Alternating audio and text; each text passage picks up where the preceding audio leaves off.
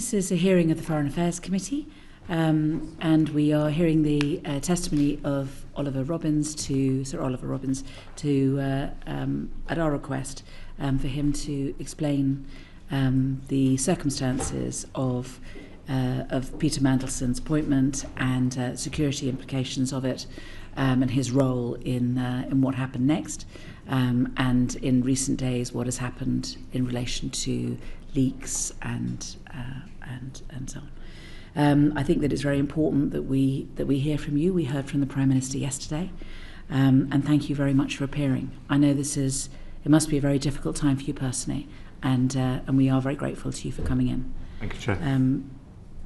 We're hoping that you're going to feel a bit freer to give a fuller answers to us than you did on the last occasion you appeared in front of us on the 3rd of November, or in your letter of the 16th of September, when you clearly told us the truth, but you only told us part of the truth.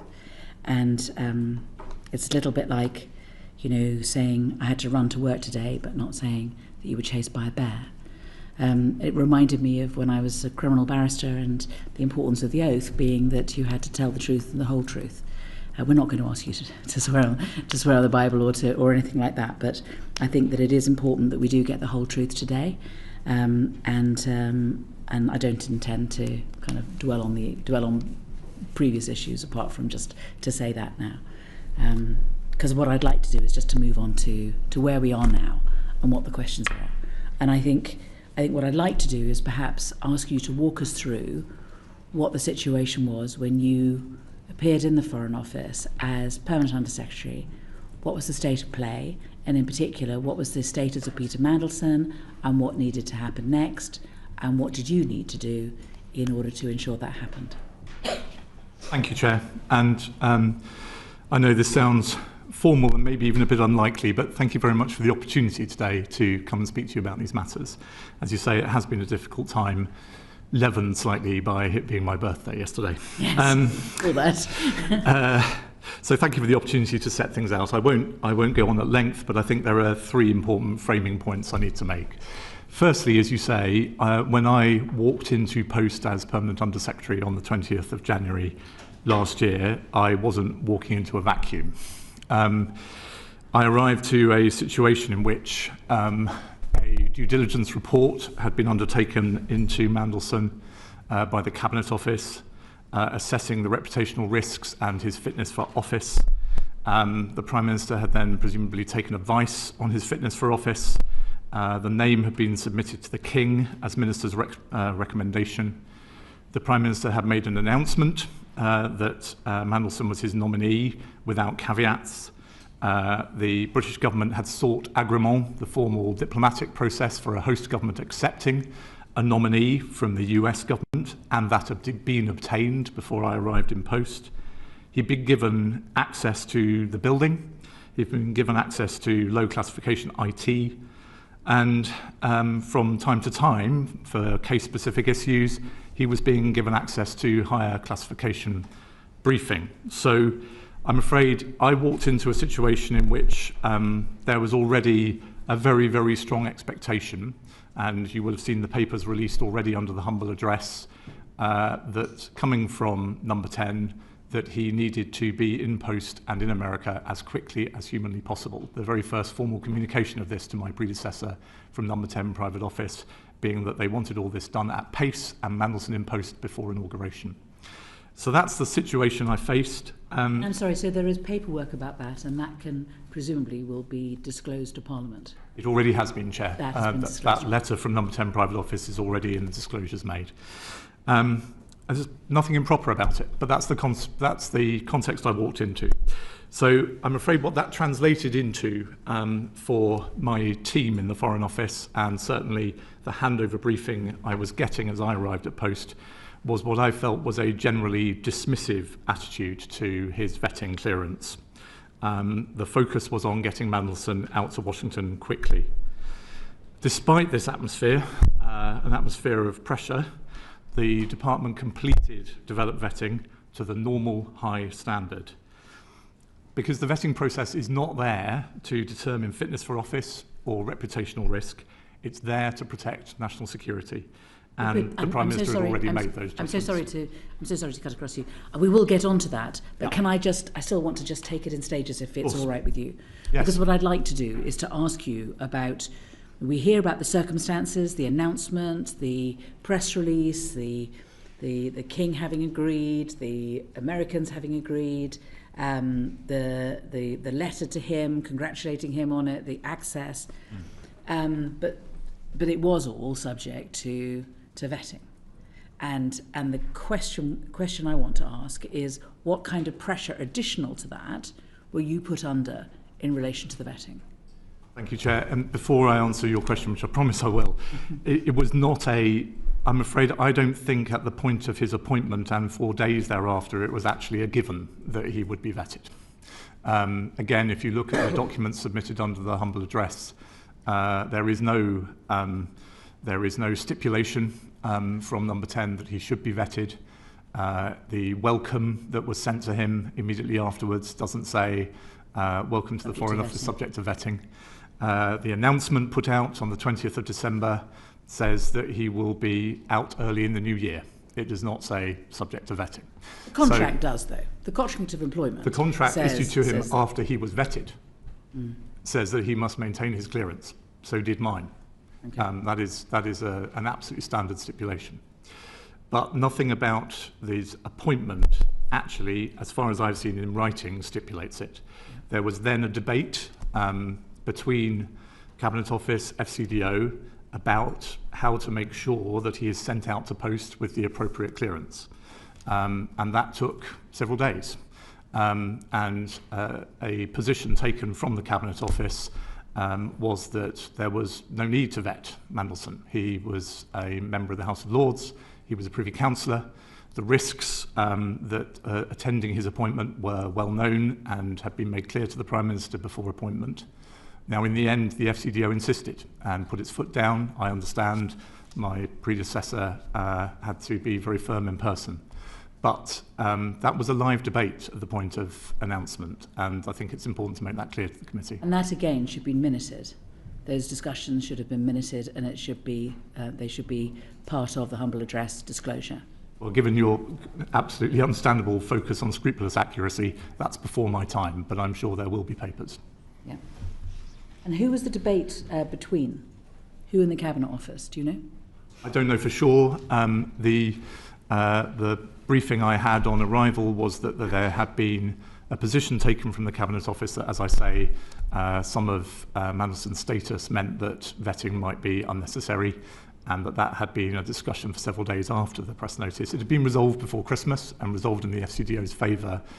And I only mention it, Chair, because I think to say now that it was always clear that his appointment was subject to vetting is something that the committee should consider whether that's something they need to take more evidence on. So before we move on, then, you're not sure who it was in the Cabinet Office, but can I ask this: was it a politician or was it civil servants? I don't know. I was not in post at the time.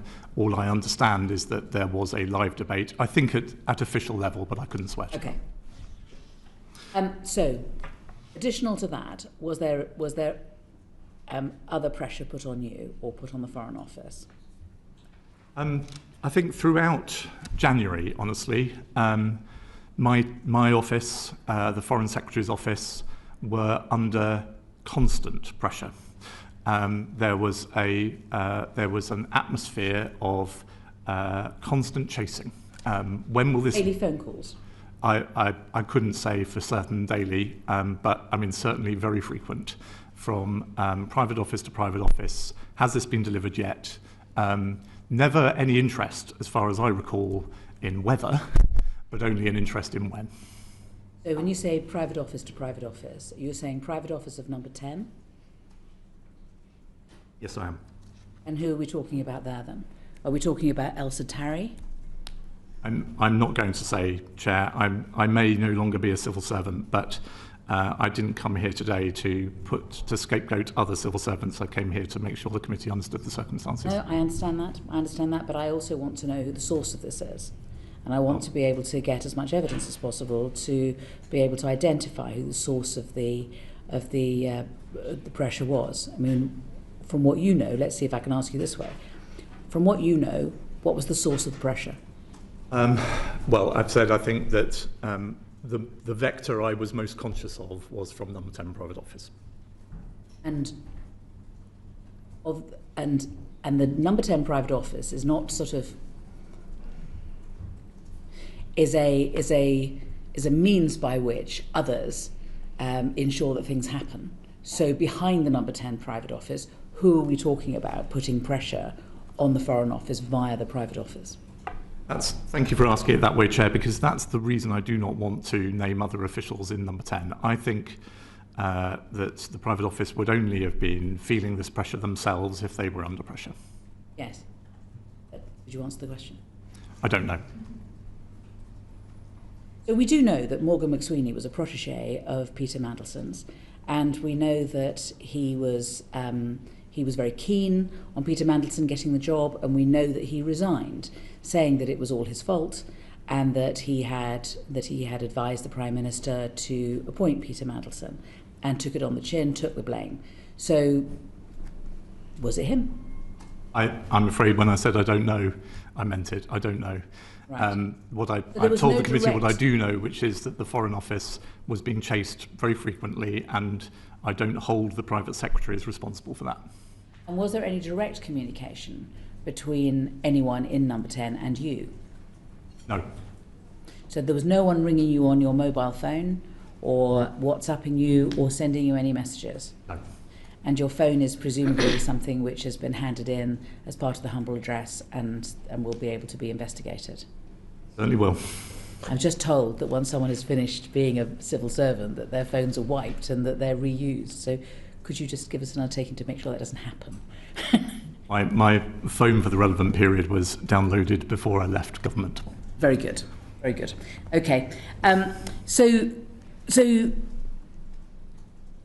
it's private office to private office, nobody contacting you directly. But again, as far as you're aware, a record was taken of the contact between private office and private office.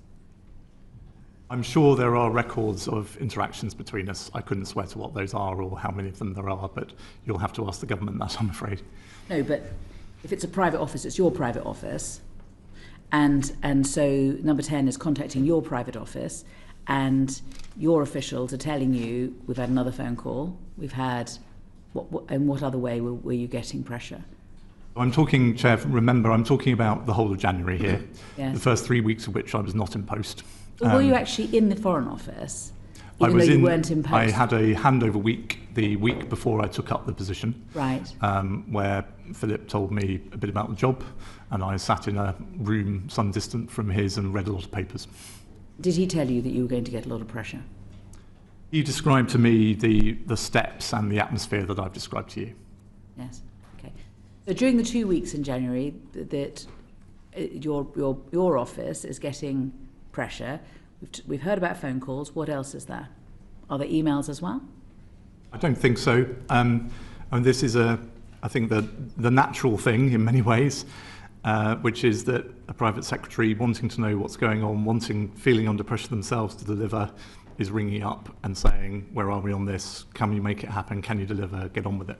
Yeah. I mean, it's right, isn't it, that there should be official records kept accurately, and information should be handled as openly as possible within the legal framework according to the code. So there should be a record of all the phone calls that are made. I think if the modern civil servant made a record of every phone call that they received, they would do nothing else, Chair. So I doubt there's a record of every phone call. I'm sure there is a trail that explains that there was a regular contact. I thought that genuinely civil servants couldn't buy a cup of coffee without making a record of it. I don't seem to be able to buy a coffee without someone following me down the road, Chair. So yeah, it'll pass. But seriously, it is part of the code, isn't it, to keep accurate official records and handle information as openly as possible within the legal framework. It's a really important part of this to keep records. And I hear what you say, not every phone call, but phone calls from number 10 saying, get on with it, we want to appoint Peter Mandelson as ambassador to the United States, is an important phone call, even if it does happen every day. It is, but if it's not telling the department anything new, then there might be no need to record it each time that you receive it. The need to record it is to show the extent of pressure that the Foreign Office was being put under by number 10. Well, as I say, I think that when you take evidence from the government, they will be able to describe that period to you, and I've tried to do my best to do so when I was only in post for 1 week of January. Okay. Can I ask you this?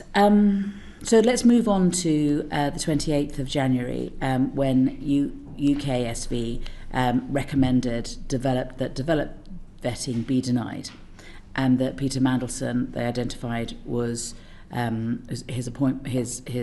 was a man of high concern. You recognise those two phrases as being applied to Peter Mandelson? I don't actually, Chair, but we can come on to that in a second. Okay. Well, we understand that those two things were what UKSV concluded about Peter Mandelson.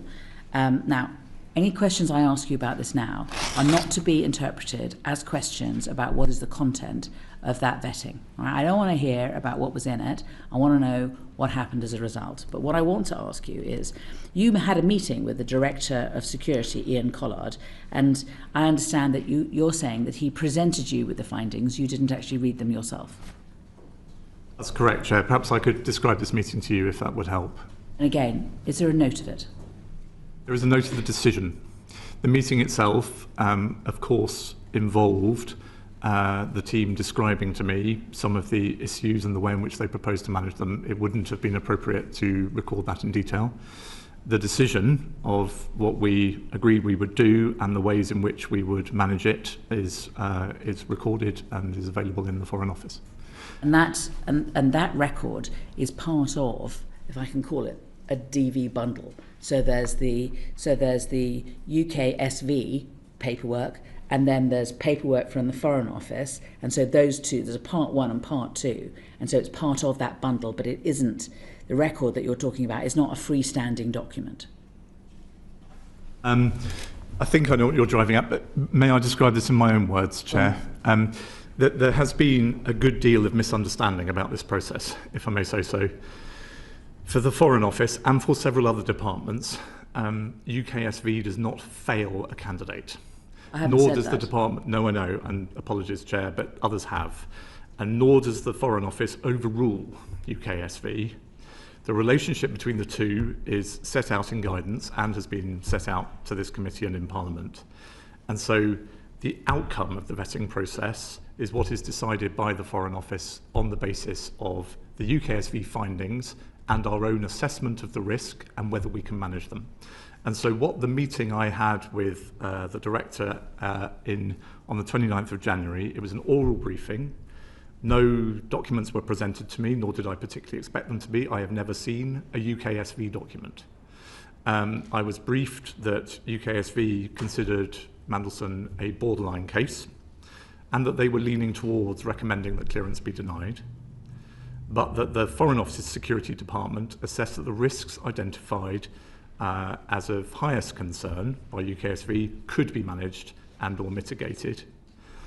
I was also told that the risks did not relate to Mandelson's relationship with Jeffrey Epstein, and that I was told that UKSV acknowledged, I don't know in what way, but acknowledged that the Foreign Office might wish to grant clearance with appropriate risk management. So we talked about what that appropriate risk management might be, and the grant of clearance, the record of that decision, internal, records the grant of clearance and also the mitigations. I don't really follow why you wouldn't know the contents of the UKSV and their concerns, or even that they had said that there was high concern about Peter Mandelson. If you can, I don't understand how you can not know that if you are considering what the mitigations are. You can't have the mitigations without knowing what the problem is. The risks were explained to me, but I have not seen the underlying documentation. That's what I'm saying, Chair. So perhaps, sorry, I mean, that obviously strikes members of the committee as odd, but well, yes. In all my years as a civil servant, many of them as a relatively senior one, I have never seen a UKSV document. other than the ones I filled in myself. And that doesn't surprise me. The government makes very clear in public guidance that for anybody to be briefed outside the vetting security process, for anybody to be briefed on the information into or findings of a UKSV process has to be for, I think I quote, wholly exceptional circumstances. And this is a wholly exceptional circumstance, surely? No. What I was told was absolutely within normal parameters of a set of findings from UKSV and the department assessing those. They were issues that the department felt it had long experience and deep capability of assessing and coming up with a plan for how those could be managed and clearance granted. That, that is not unusual in this process, Chair. It was unusual, I admit, that I was briefed on it. I wasn't surprised to be briefed on it given the prominence and the profile of the case, but the underlying interaction between UKSV and the Foreign Office and the decision-making process was entirely standard. When you were given your oral briefing, you claimed that you were given the impression that Peter Mandelson was a borderline case and not a case of high concern or one that was whereby the UKSV was recommending denial of vetting. That's correct. I was told, let me be completely precise, I was told, I think, that UKSV were leaning towards recommending against, but accepted it was a borderline case. Okay. And I think it's important to say this, when we're dealing with documents and releases of documents, inevitably things look quite black and white. My understanding is, the personnel security team in the Foreign Office and the vetting team in UKSV are interacting about literally hundreds of DV cases a day. We are a DV by default department, as you know, Chair. That means we have thousands of people who hold DV in the Foreign Office, many of whom are renewing their DV, new people arriving requiring DV. We are one of the biggest customers for DV services. And I hear you, I understand this, but this really was exceptional. I mean, there isn't any other DV case where you were getting daily phone calls from number 10. I mean, this was different. You were being put under pressure. And I just find it, if you don't mind me saying, remarkable that you got completely a different view of what UKSV were saying about this than that which I understand is written down. Well, I respectfully, I disagree, Chair. The department's security team are extremely professional and experienced people. They have a live dialogue with UKSV. The risks that were identified were ones that they felt they understood well and could manage. Okay. Was there anything in the DV that was not already in the public realm? Was there anything that had been identified that we didn't already know, all of us? As I wrote to you this morning, Chair, and I'm sorry if this begins to come back to your opening remarks, but I may no longer be an official, but I don't think I can open that box. This system absolutely depends on candidates for vetting knowing that the government will completely respect the confidences that they share. Yeah, no. So don't tell me. Okay. So if there was anything that wasn't already in the public realm, just tell me that there was something that wasn't already in the public realm. Don't tell me what it was. Just tell me, oh, yeah, there was something else, but sorry, can't tell you. I'm afraid I'm not prepared to do that, Chair. What that leads to is, of course, then an absolute storm of questions as to what that issue was. I'm not going to ask you a storm of questions. That's going to be my last question. I'm going to move on to my last sure question after this. I'm sorry, Chair. I trust you. I'm not sure that the whole of the rest of the world will hold off from wanting to know. Okay, all right. And where is the note of these meetings? The decision that was reached in the meeting was recorded the following day. And your thought process and the reasons that you decided what you did, you didn't make a separate note of? No. So it's all on the DV documents? It's the outcome of the consideration by the Foreign Office is recorded in the decision that was issued the following day. Apart from your meeting with Ian Collard, did you have a meeting with anyone else about before you made the decision that you came to about giving Peter Mandelson clearance subject to mitigations? No. So it was just that meeting with Ian Collard, no other meeting? Correct. And the decision was made there and then? The decision is always formally made by the personnel security team. They are this is a bit of jargon, although it's also plain English, they are the decision maker for the Foreign Office. And so the minute recording the Foreign Office's decision says ESND have decided to grant clearance. And was there anybody else in that meeting apart from you and him? I think at least one member of Ian's team was there, but I couldn't swear to it. And would their job be to take a minute of the discussion? I hope not, Chair, because the issues we discussed should not have been recorded at the tier of classification that would be available. Even if it was then put into the DV documents? They will have recorded the decision back in the secure system we use with UKSV. And did you tell anybody once you'd made that decision? Did I tell anybody that Peter Mandelson had been granted DV clearance? Yeah. I'm sure I will have told probably the Foreign Secretary and probably number 10, but to be honest, it will have been implicitly clear within a day or two anyway, because we'd always said he would not be sent on posting to Washington without it. Get it. You're getting a lot of pressure. You're getting maybe daily phone calls. So surely somebody, you would have crossed your mind, I'm going to ring X, who you're not prepared to tell me who it is, and tell them, for heaven's sake, get off my back, I've cleared him. Honestly, Chair, it's plausible, but I don't remember doing so. It's likely more than plausible that you would have rung somebody up immediately you'd made the decision and told them you'd made the decision. It's also possible that I'm capable of a bit of obstinacy, and people ringing me all the time asking me. I can understand you. I get the vibe, but nevertheless, I do not believe that you didn't tell someone, and you know where I'm going next. Where's the note? Where's the note of the phone call, and who did you speak to tell them that the decision had been made? I don't think I made such a phone call, and if I did, it would have been simply to share the outcome of the process, which is that DV had been given. Right, so you might have discussed it with someone else and got them to tell whoever it was that was pushing the Foreign Office as to what had happened. It's possible, but Chair, honestly, I am trying to do my best to help you, but I think this is a bit of a red herring. Within hours, as the humble address pack makes clear, Peter Mandelson was written to with a contract of employment and a posting letter to Washington, which the Foreign Office had always said he would only get once he passed DV. So it was absolutely clear. Not only that, within minutes of us recording our decision to grant DV, Peter will have received a DV certificate, and it's entirely possible that Mandelson himself would have then told people it's been granted. I don't think I felt under any obligation to tell anybody.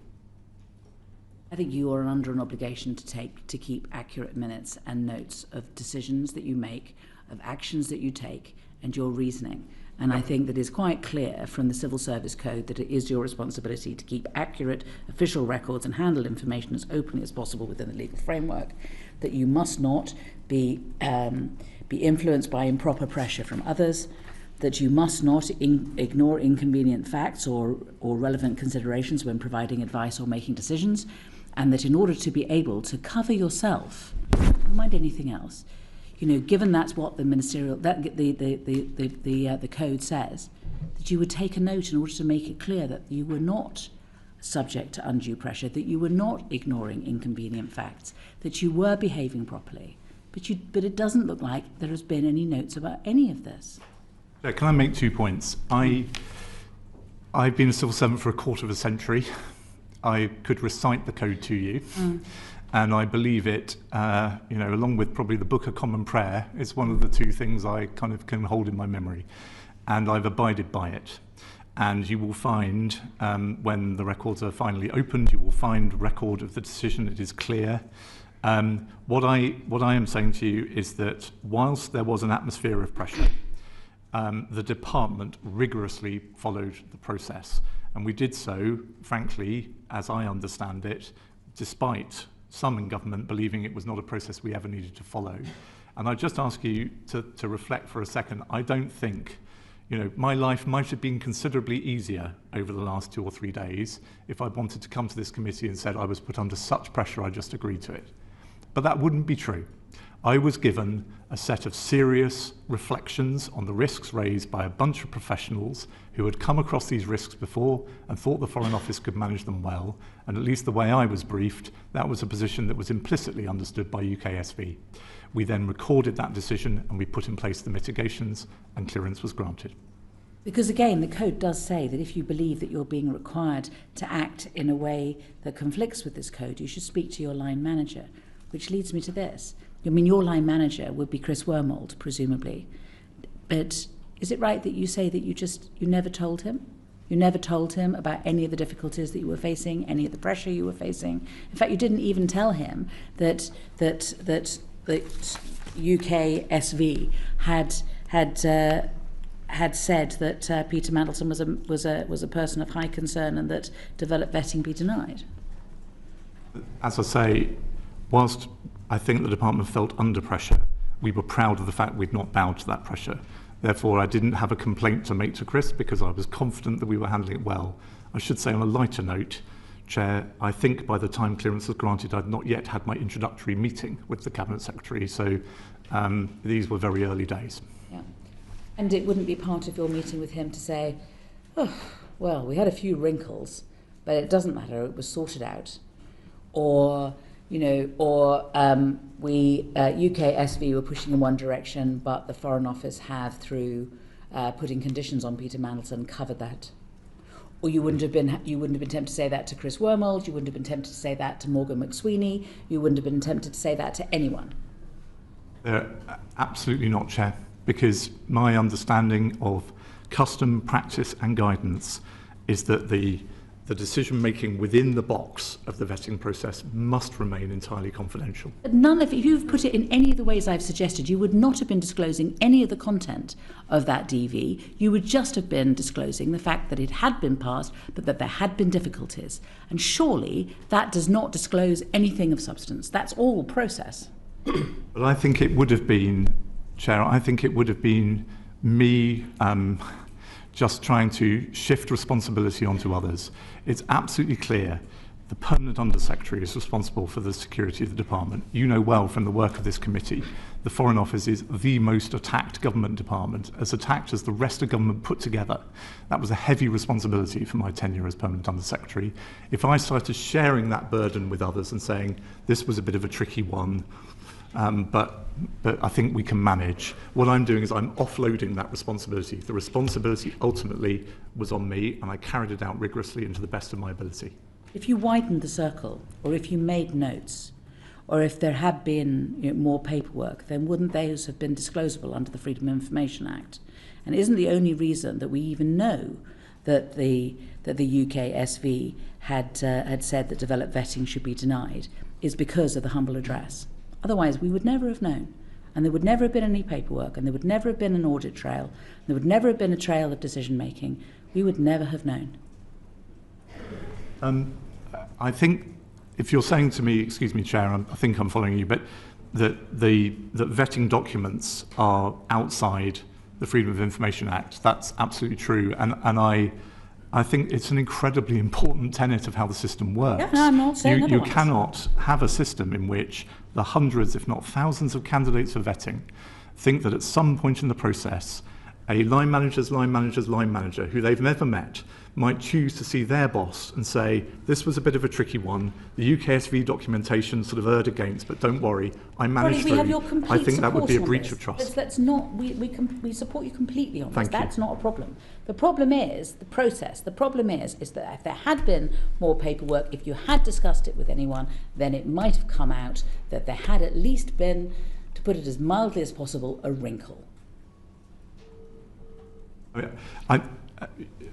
Excuse me, Chair, you're a lawyer and I'm not, but my understanding of the Freedom of Information Act is it's about the exemptions, if they're available, are about the nature of the material, not about the type of communication. So I think if I had gone to somebody else, talked about a vetting issue, and that had been recorded, it would have been covered by the same exemptions. My point is I should never have done it, and I didn't. Okay, thank you very much. I'll pass on to Sir John. Thank you, Chair. Colleagues, I think are going to move on to other aspects, but I just want to probe a little bit further on one or two of the answers you've already given. You've described to us the situation when you arrived in post, the extent to which various steps had already been appointed, due diligence, the approval of the king, the obtaining of agreement. Were you surprised that all of those had been completed without the vetting process having been done? Thank you, Sir John. In the narrow sense, I wasn't surprised because I've been following the news. So when I arrived in post, I knew perfectly well that the Prime Minister had made his appointment, that it had been announced. And of course, then in my handover with Philip, he told me about agreement and the other steps that you mentioned. As I look back, whilst the Foreign Office didn't see it as I understand it at the time, I am also completely unsurprised by Simon Case's advice to the Prime Minister of November 2024, that if he wished to make a political appointment, it would be the safest course to achieve security clearance before making the announcement. And I think, had I been in post, Philip will speak for himself, maybe he did, but had I been in post at around that time, that's what I would have advised as well. So you think it should have been obtained before those steps were taken? I think, as others have said publicly in the last few days, this is unusual because most people appointed to ambassadorial roles already hold clearance. Yep. But that's a very, very sensible position to be in, and it's what I would have advised in this case too. Thank you. And you've also described... I should say, I mean, in the American context, Sir John, as you may well be aware, it's a particularly sensitive issue because the United States government is very hot on the clearances people hold, and so it would have been a sensible precaution. And actually, had approval not been granted and therefore the position had been revoked after agreement had already been obtained, would that have damaged our relations with the United States, in your view? I think it certainly would have had. Yeah, I mean, I think it would have damaged them. Yes, Sir John. I mean, the process of getting agreement was taken at quite some pace and was delivered, I think, still technically just by one working day by the Biden administration. I think if the nomination had changed after that point, the incoming administration may well have commented on it publicly, and it would, yes, have caused quite an issue in the relationship. Right. And the dismissive approach of number 10, which you describe in your letter, you say that came from the fact that all of these steps had already been taken. Was there anything further which indicated to you that number 10 really didn't regard this as anything more than a formality which had to be completed? To stay scrupulous, Sir John, nothing I can bear personal witness to, but certainly in my transition into the job, I was briefed obviously about the debate there had been about whether to vet at all, and that all added to a picture. Thank you. Can I also ask a little bit more about the meeting you had on the 29th of January, which resulted in the decision to give DV clearance? You've said that you were briefed about the contents of the report by UKSV, but you didn't see it. Now, we understand, indeed, the government has published the template decision-making form in which there are 3 boxes at the end, a green one, an amber one which says approved but remain valid concerns, and the red one, the final one, clearance denied or withdrawn. Now, we are told that the tick was in the red box, clearance denied or withdrawn. Now, that doesn't seem to me borderline. Were you aware that the tick was in the red box? I have, before the government chose to publish it, I've never seen a form like that. And so if I may make 2 points to John, I certainly do not recall the way in which the UKSV findings were presented to me as being that definitive. As I say, it was briefed to me that they were leaning against, I think is the phrase I remember. But leaning against is not the same as the decision. We are told that the decision, the recommendation rather, from UKSV was clear. The recommendation was denial. It wasn't leaning, it was denial. Well, you asked me what I heard in that meeting, and I'm trying to remember to the best of my ability. The other point, which I think in the way you've asked the question you understand perfectly well, but just in case, that form is consumed differently in the Foreign Office and in half a dozen other departments than it is in other parts of the system.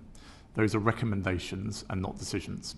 And so what my team will have done, I'm sure, is break that down, go through the specific issues that have led UKSV to their concern, and then make an assessment as to whether they can be managed. And that's what came to me.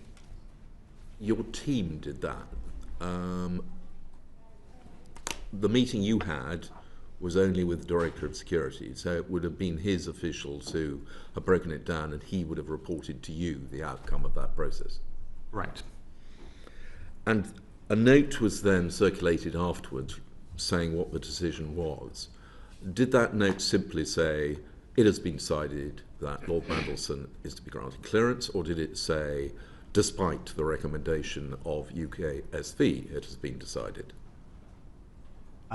I think that minute is not a minute I can properly discuss, Sir John.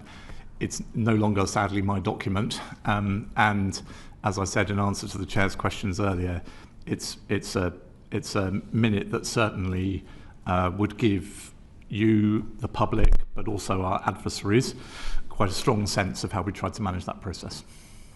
But are you aware that anybody else other than you and the Director of Security who took that decision were aware outside that the decision went against the recommendation of UKSV?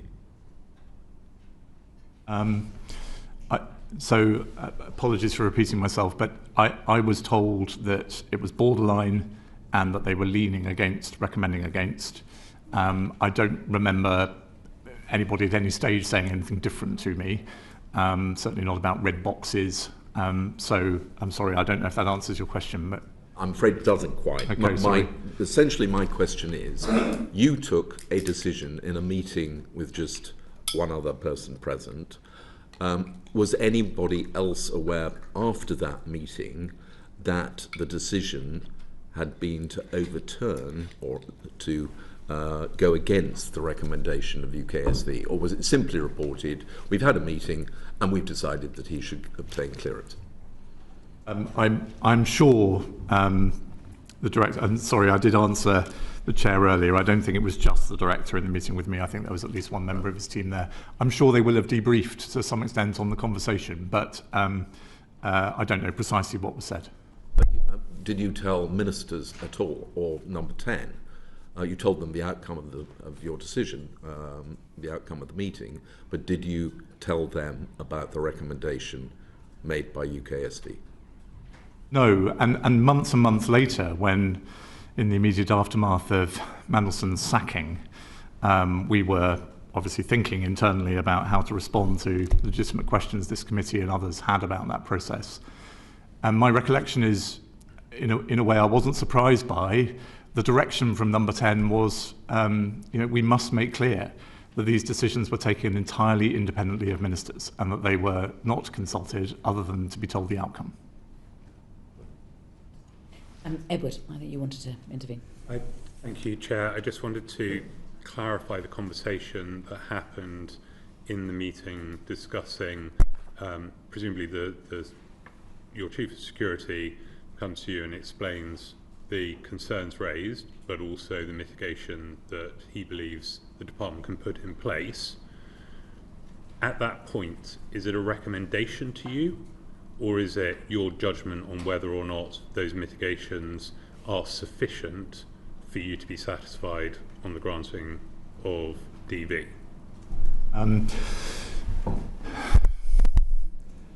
Good question. I recall it as a recommendation to me, but before you read too much into that, I was accountable. I accept that. So that is not an attempt to say, if only they are entirely professional people. They care deeply about national security. They run one of the toughest security functions in government, given the attack we're under. I trusted their judgment and I backed it. Okay. I totally accept that, but I just want to be clear that the advice you were given in that meeting, that conversation, was that we understand these risks, we believe we can mitigate against them, and therefore you should be comfortable making the decision to grant it, or it's our decision that it can be granted given these mitigations are in place? Obviously, we're at a stage in this whole episode where precise words are very important, and I wish I could recall them that precisely, Mr. Morello, but I don't think that's an unfair representation. Okay. So you've already outlined the extreme levels of political pressure that you were under to complete this process. Is there any suggestion that that pressure filtered down to the department that ultimately was making the recommendations to you? Were you satisfied in that meeting that the evidence the options that were proposed to you and the decisions that they were proposing was come to independently of the political pressure that was being exerted on you, or will they also have felt the political pressure that was on the department? So, extremely good question, and I am very confident in answering. They are clever people, they will have been very aware of the pressure. I also have complete confidence that their recommendations to me and the discussion we had and the decision we made was rigorously independent of that pressure. Thank you, Chair. What I want to ask, having heard everything you've given us so far, is what do you think would have happened if you denied clearance? Yeah. How would you have gone about that? Yeah. What would the impact of that be? Would it even be possible? So maybe this is the first time, remembering back to the Chair's introduction, where I can abandon the civil servant's response of saying that's a hypothetical question. I think it would have been very difficult indeed, Mr. Carden. I mean, again, if I can walk you back to the situation I came into the post in, we had been through all of these steps very publicly, in which the Prime Minister's nominee had been put out there to the public, announced, blessed by the King, agreed by the US government. We were in receipt of formal letters from Number 10 telling us to get on with it quickly. We had engineered agrément to arrive just before the inauguration, as required by that original letter that's been published as part of the humble address response. So I'm not trying to hide from your question, but I suppose all I can do is agree with the premise that against that backdrop, the Foreign Office saying, okay, but sorry, we can't grant him clearance would have been a very, very difficult problem. And a difficult problem I would have been landing the Foreign Secretary with and the Prime Minister with. And of course, given the commentary of the last few days, I'm acutely conscious of that, and I've done the odd bit of what-if-ery myself. But I suppose, just in case this is the thrust of your question, that was not what was on my mind as we took this decision. I have spent 25 years now, just as a civil servant. About half of that period, I've been in jobs that have an acute bearing on national security. I live and breathe this stuff, possibly to a fault, Mr. Carden, and I believe passionately that it's one of the jobs of the civil service, creatively, flexibly, to support ministers in protecting national security. That's what I wanted the team performing this assessment to feel, and that's the conversation that was going on in my head as I listened to their recommendations. And so if we go back again, the Cabinet Secretary at the time, Lord Case, advised the Prime Minister to carry out security vetting prior to announcing any appointment. Why would that advice not have been followed? Here I will take the civil servant's answer, if I may. It's a hypothetical I can't possibly have a bearing on. I wonder why it wouldn't have happened automatically. If that was the view of the civil service, why wouldn't that advice just automatically be followed, that vetting would be gained before an announcement made? I can only guess. The Prime Minister had received a due diligence report in which the very well-known reputational risks of appointing Mandelson were presumably made clear to him. He had advice on different options for the post. I assume he will have looked at the risks around Mandelson. And maybe he thought, look, this is a very well-known character. I'm making a risk judgment that his political skills and nous in Washington is just what this country needs at this time.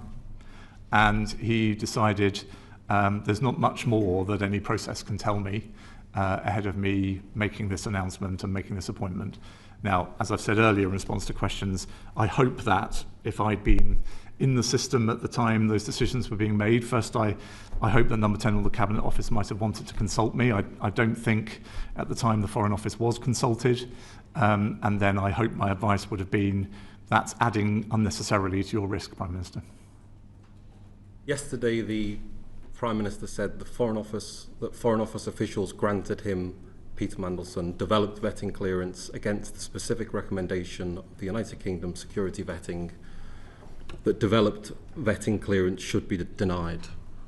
And then you've said to us that UKSV did not fail Mandelson and FCDO did not overrule their decision. I'm trying to get to the... Is it your contention that the Prime Minister is misunderstanding the process which you followed? I can only describe the process as I understand it, and I hope, having been Deputy National Security Advisor for 4 years, responsible for vetting and for the strap clearance process that often follows it, and then having spent a year and a bit as Permanent Under-Secretary, my understanding of it is reasonably good.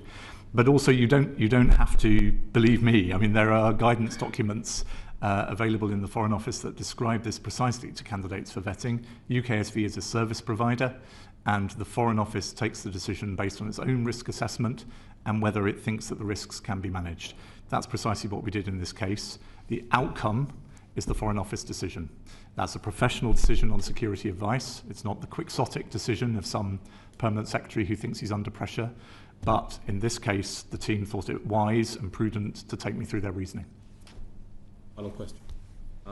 Is the Prime Minister right to have expected you to provide him with more information on the vetting process? I hope it's clear from everything I've said so far that I believe that's a misunderstanding and a dangerous misunderstanding of the necessity of confidentiality of the process. And I think, I've been interested, of course, over the last couple of days to read Lord Hague on this today, and David Lammy even on Saturday, the former Foreign Secretary, Deputy Prime Minister, where both have said in different language that they have never had vetting issues discussed with them in all their time as a minister, and nor would they expect to. And I'm afraid that's exactly the culture I have been brought up in. It's supported by guidance. You are not supposed to share the findings and reports of UKSV other than in the exceptional circumstances where doing so allows for the specific mitigation of risk. Thank you. I'm going to go to Edward quickly and then to Richard. Thank you, Chair. So, Oliver, you've made clear the exceptional circumstances surrounding the appointment of Sir Peter and the amount of stuff that had happened before the security vetting process had been completed, and that it was highly unusual and not the best practice for the way that the Foreign Office likes to run things. Were there other political appointees? Did Number 10 Operation propose any other political appointees during your tenure as Permanent Secretary? And did they abide by the standard practice during that process, in that no appointment could be made until the process had been completed? And as a result of that, were you more comfortable in not appointing those people? I think in my tenure as Permanent Under-Secretary, there was only ever one other serious proposal made, and I think that was in March 2025. What role? Sorry? What role? There were several discussions initiated by Number 10 with me about potentially finding a head of mission opportunity for Matthew Doyle, who was then the Prime Minister's Director of Communications. And I was under strict instruction not to discuss that with the then Foreign Secretary, which was uncomfortable. But the context here, Mr. Morello, was, I was still in my early months in the job, but I'd already concluded, as indeed I think I gave evidence to this committee about not long afterwards, that the Foreign Office needed quite serious reform. I was in the process of talking to the top team about quite a profound restructuring involving job losses. And I found it very hard to think how I would explain to the office what the credentials of Matthew were to be in an important head of mission role when I was in danger of making very senior, very experienced diplomats leave the office. So, I mean, after a couple of, I did my duty, I looked at the forward look of available jobs, I shared with number 10 what some of those might be. It was, to be honest, hard to find something that I thought might be suitable, but I also felt quite uncomfortable about it, and I kept giving advice that I thought this would be very hard for the office and was hard for me personally to defend. So your question, obviously, given what we're talking about today, is about the interaction with vetting. That didn't arise because Matthew was already in post in the Foreign Office as a special advisor, in number 10 as a special advisor. And after a day or two, the idea seemed to get dropped. So I don't think, back to your question, this specific issue of a political appointee and the interaction with the vetting process came up again during my time. Thank you. Can I just, because there's a little bit of mounting confusion, I think, on the committee, and if it's not just on the committee, it might be with the public as well. Are you saying that UKSV didn't recommend that DV be denied? I've put in too many negatives there. Are you saying that UKSV didn't recommend that DV be denied? Are you saying that? No, I'm trying to tell the committee what I was briefed in that meeting on the 29th. You're saying borderline? I was told it was a borderline case and that they leant against. Borderline and leant against. And that's different, is it, to recommend that DV be denied? I can only tell you the words I heard. Said you were not aware that this box had a tick in it, the red box saying clearance denied. Until the government published it, I'd never seen a sheet like that, Sir John. But even if you hadn't seen the sheet, you didn't know that the clear recommendation, final decision of UKSV was clearance denied. I was told that it was a borderline case and that UKSV were leaning against granting clearance. Sorry, Richard. Thank you, Chair. Thank you very much, Sir Olly, for appearing before us. You've explained that a lot of these decisions were made before you were appointed as Permanent Under-Secretary. And so I'm curious to know, why did Sir Philip Barton's tenure as Permanent Under-Secretary conclude 8 months before it would otherwise have? I don't know for sure. And Philip and I, of course, have talked a lot, especially in that handover week, and I remain in touch with him and am proud to call him a friend. I think it's not completely unnatural that a new government, a new Foreign Secretary, respect and accept the Permanent Under-Secretary that they have in post when they arrive, but that after a while, and I don't know whether this was more Mr. Lammy or more Sir Philip, but that having eased the new government in sensibly, having helped supported them in their early months, that one side or the other suggests it's a time for a change. If you want to know more about that, I think probably you have to ask Mr. Lammy or Sir Philip. Certainly. And perhaps the committee will be taking evidence from them or others. But according to the recollection of the National Security Advisor, Jonathan Powell, when he was reflecting on this time last September, he recalls that Sir Philip Barton also had reservations about the appointment of Lord Mandelson. What did you know about Sir Philip's reservations when you were preparing to take over from him? Again, I'm reluctant to speak for Philip, if I may say that, because so much of this has become so loaded and controversial. I do remember the general atmosphere in the Foreign Office when I arrived, which I think Philip probably shared, was that a number of senior appointments had been made under the new government, which might in the past, or sometimes always in the past, have been occupied by diplomats, were now going to one type or another of outsider. He may even in the back of his mind have been thinking about me as he said that. But Jonathan would have been in that category, Jonathan Powell and others. And so I think he was nervous, and certainly others who then were my senior team as I arrived in the office were nervous that this was a sort of a creep of senior diplomatic roles going to non-career diplomats. And of course it's possible that he was worried about exactly the same reputational risks that were detailed for the Prime Minister at the time he made the appointment. But that's a matter for him to talk to you about.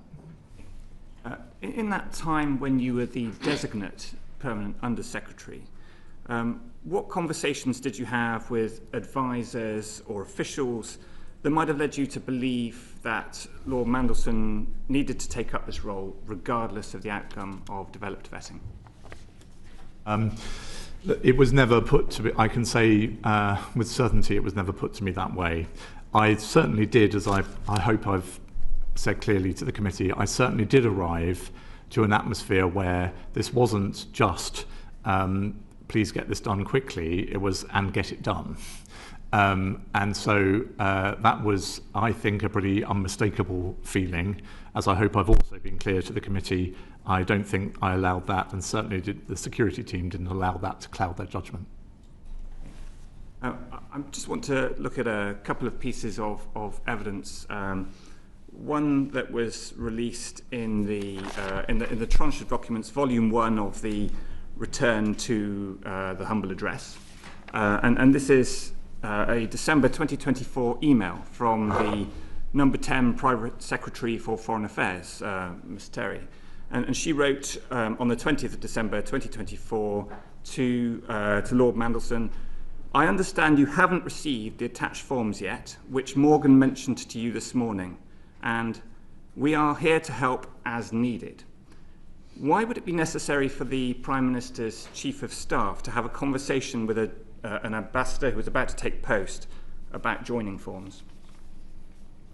I don't know. I wasn't there. I wasn't privy to those conversations. Sorry, get that out of the way. To try and be more helpful, I suspect the chair said in her opening questions that Mr. McSweeney and Mandelson were close.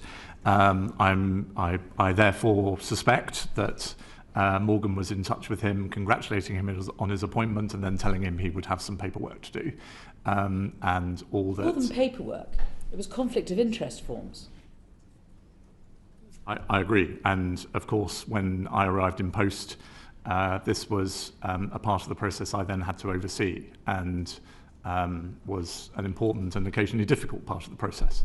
But all I'm trying to explain is that I suspect when a friend talks to an appointee that they're congratulating, it's, the officials will be in touch with some stuff you have to do. Going back to the point where Sir Philip was still permanent Under-Secretary, it is reported by, I think it's Sam Coates, that the Morgan McSweeney, the Chief of Staff, rang Sir Philip and said, in terms stronger than those that I can use before the watershed. I think you should. Well, I'll just say that it was just to prove it with terms stronger than that. Does that accord with your impression? Just fucking approve it. Does it accord with your impression when you took over from Sir Philip? I think I recall Philip saying to me, certainly Philip's handover to me has contributed to my strong sense that there was an atmosphere of pressure and a certain dismissiveness about this DV process, which I hope I've tried already to be honest with the committee about. I don't remember Philip using those words. Also, I'm proud to say Philip's probably not the sort of person who would report them verbatim. Thank you. Yes. Could I ask you, because it's come up in the evidence you gave in answer to Edward, about Matthew Doyle. I think we probably should ask you, who at number 10 suggested that Matthew Doyle be given the post as head of mission somewhere? I don't know what the origin of the suggestion was, and I don't know who exactly was behind it or how serious it was. It was serious enough for the number 10 private office to bring up the head of the diplomatic service and ask for a forward look of available head of mission jobs. And that's the point at which I thought that I needed to lay down some markers. And who told you not to tell the Foreign Secretary? Exactly. The number 10 private office were clear that this was so sensitive because it was about the Prime Minister's own dispositions for his own senior staff, that I should keep that to myself for now. Did Sir Philip tell you that, raise any similar incidents during his tenure? Did he tell you did he warn you to expect this kind of behaviour from number 10? He didn't. I mean, I have been around long enough, Mr. Morello, that I remember making one or two of these calls myself as a number 10 private secretary back in the day. So, you know, I don't want to... You remember making calls to the head of the Foreign Office saying, can you get a job for my mate, but don't tell the Foreign Secretary? I hope I wouldn't have used that. Well, certainly I don't remember trying to get any job for my mates. Can you get a job? Can you help get a job for ex's mates? But don't tell the Foreign Secretary.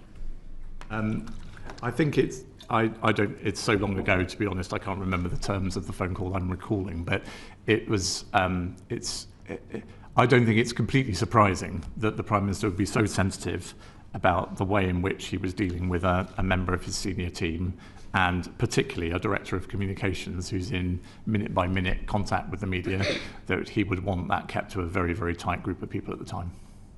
And to be honest, the reason it's sort of surfaced again in my memory recently is that while I did keep this on very, very tight hold at the time, I think subsequently, or maybe simultaneously, Mandelson was asked about whether there was a job that could be made available in the US network. And so I think the fact that Number 10 was interested in potential diplomatic options for Doyle was probably a bit more broadly known than I realised at the time. Afra. Thank you. Just before moving on to the kind of main things I want to discuss, on that point that has just been talked about, when exactly were these conversations taking place? I'm afraid I can't tell you that precisely. Sometime in March last year. Okay. And what was the reason, in your opinion, that it didn't move forwards? I don't know. It's as likely, I suspect, to be about Doyle's own preferences and circumstances as anything I said. I can only tell you what I said, which is that I thought this would be difficult for the Foreign Office. It was difficult for me personally, honestly, as a leader, to explain why very talented and experienced diplomats were having to leave the organisation, and people who would be widely considered to have rather fewer credentials were being put in these important jobs. So it was very difficult for me, and I explained that. I don't know what led to the idea being withdrawn. Okay, thank you. I wanted to focus on the decision process that you went through to consider the recommendation of the UK security vetting and the ultimate decision that you made to grant security clearance. When you were considering the recommendation and the risks that were brought to you by the UK SV, in your view, did the findings materially alter the type and level of risk that had already been brought to the Prime Minister's attention? So, Ms. Brandreth, that's a clever version of the Chair's question earlier. And what you're inviting me to do is to say, are there particular risks that were new to me? I didn't say cleverer, Chair.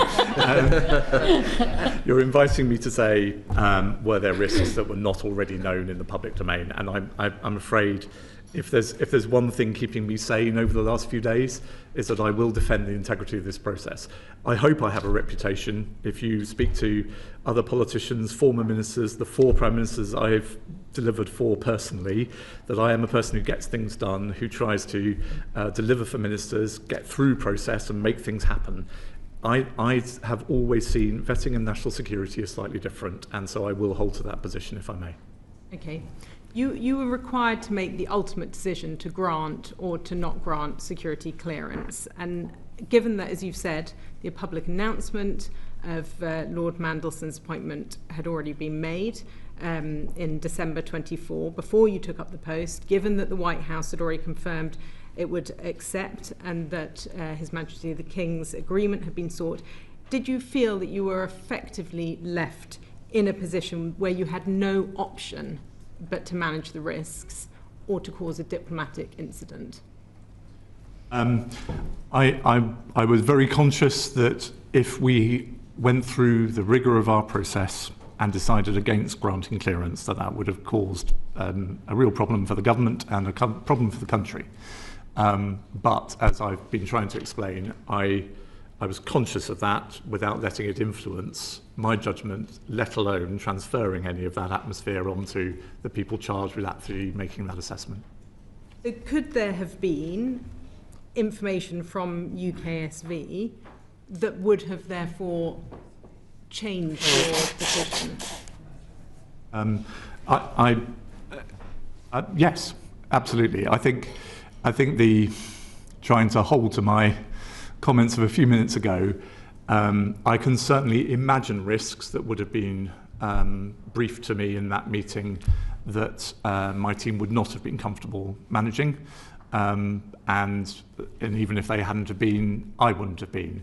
You know, the normal way in my tenure in the job in which the Permanent Undersecretary interacts with the vetting system, Ms. Brandreth, is in vetting appeals. So we have, as I've said, thousands of people who enjoy the highest level of clearance.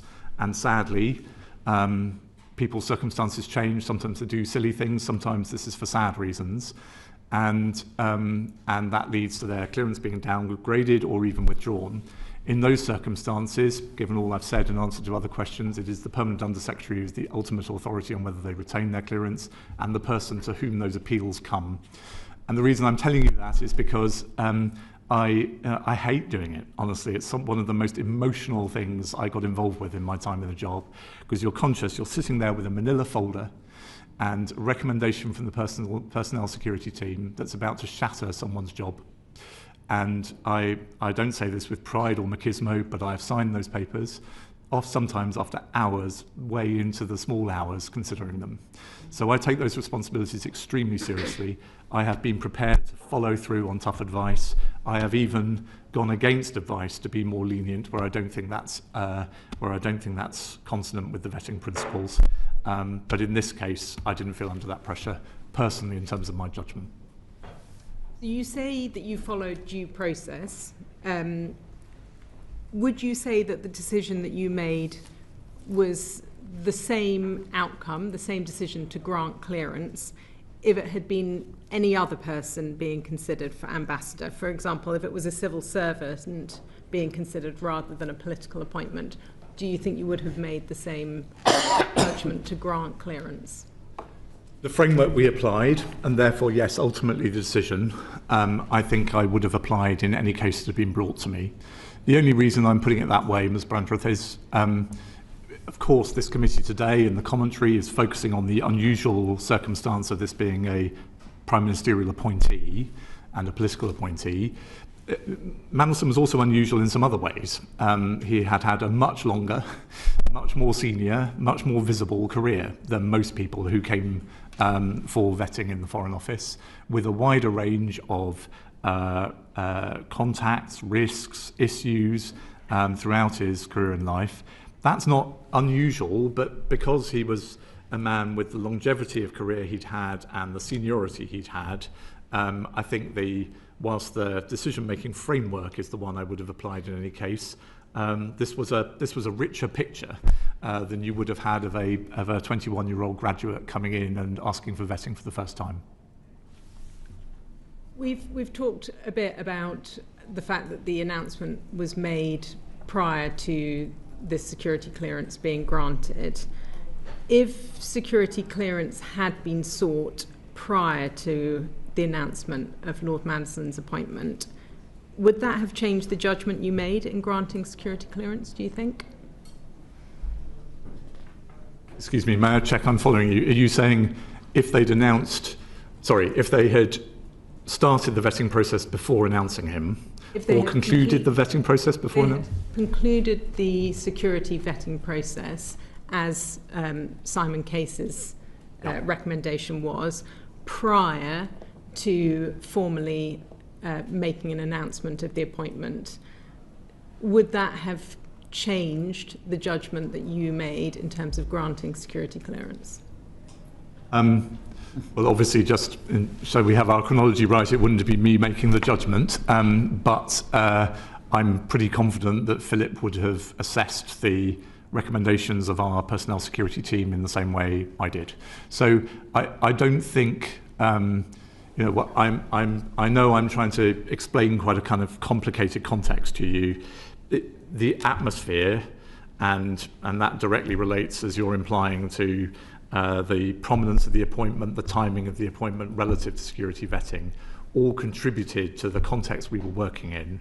But my solemn belief is that the way in which we assessed the case and the conclusion we came to, we would have done the same at any juncture. In retrospect, obviously, with everything that we know now, do you regret giving security clearance, granting security clearance for Lord Mandelson? I regret that this process was not done before announcement. I regret that the due diligence process, which threw up, as I understand it, serious reputational risks, didn't colour the Prime Minister's judgment in making the appointment. There's quite a lot about this situation over the last year and a half I regret.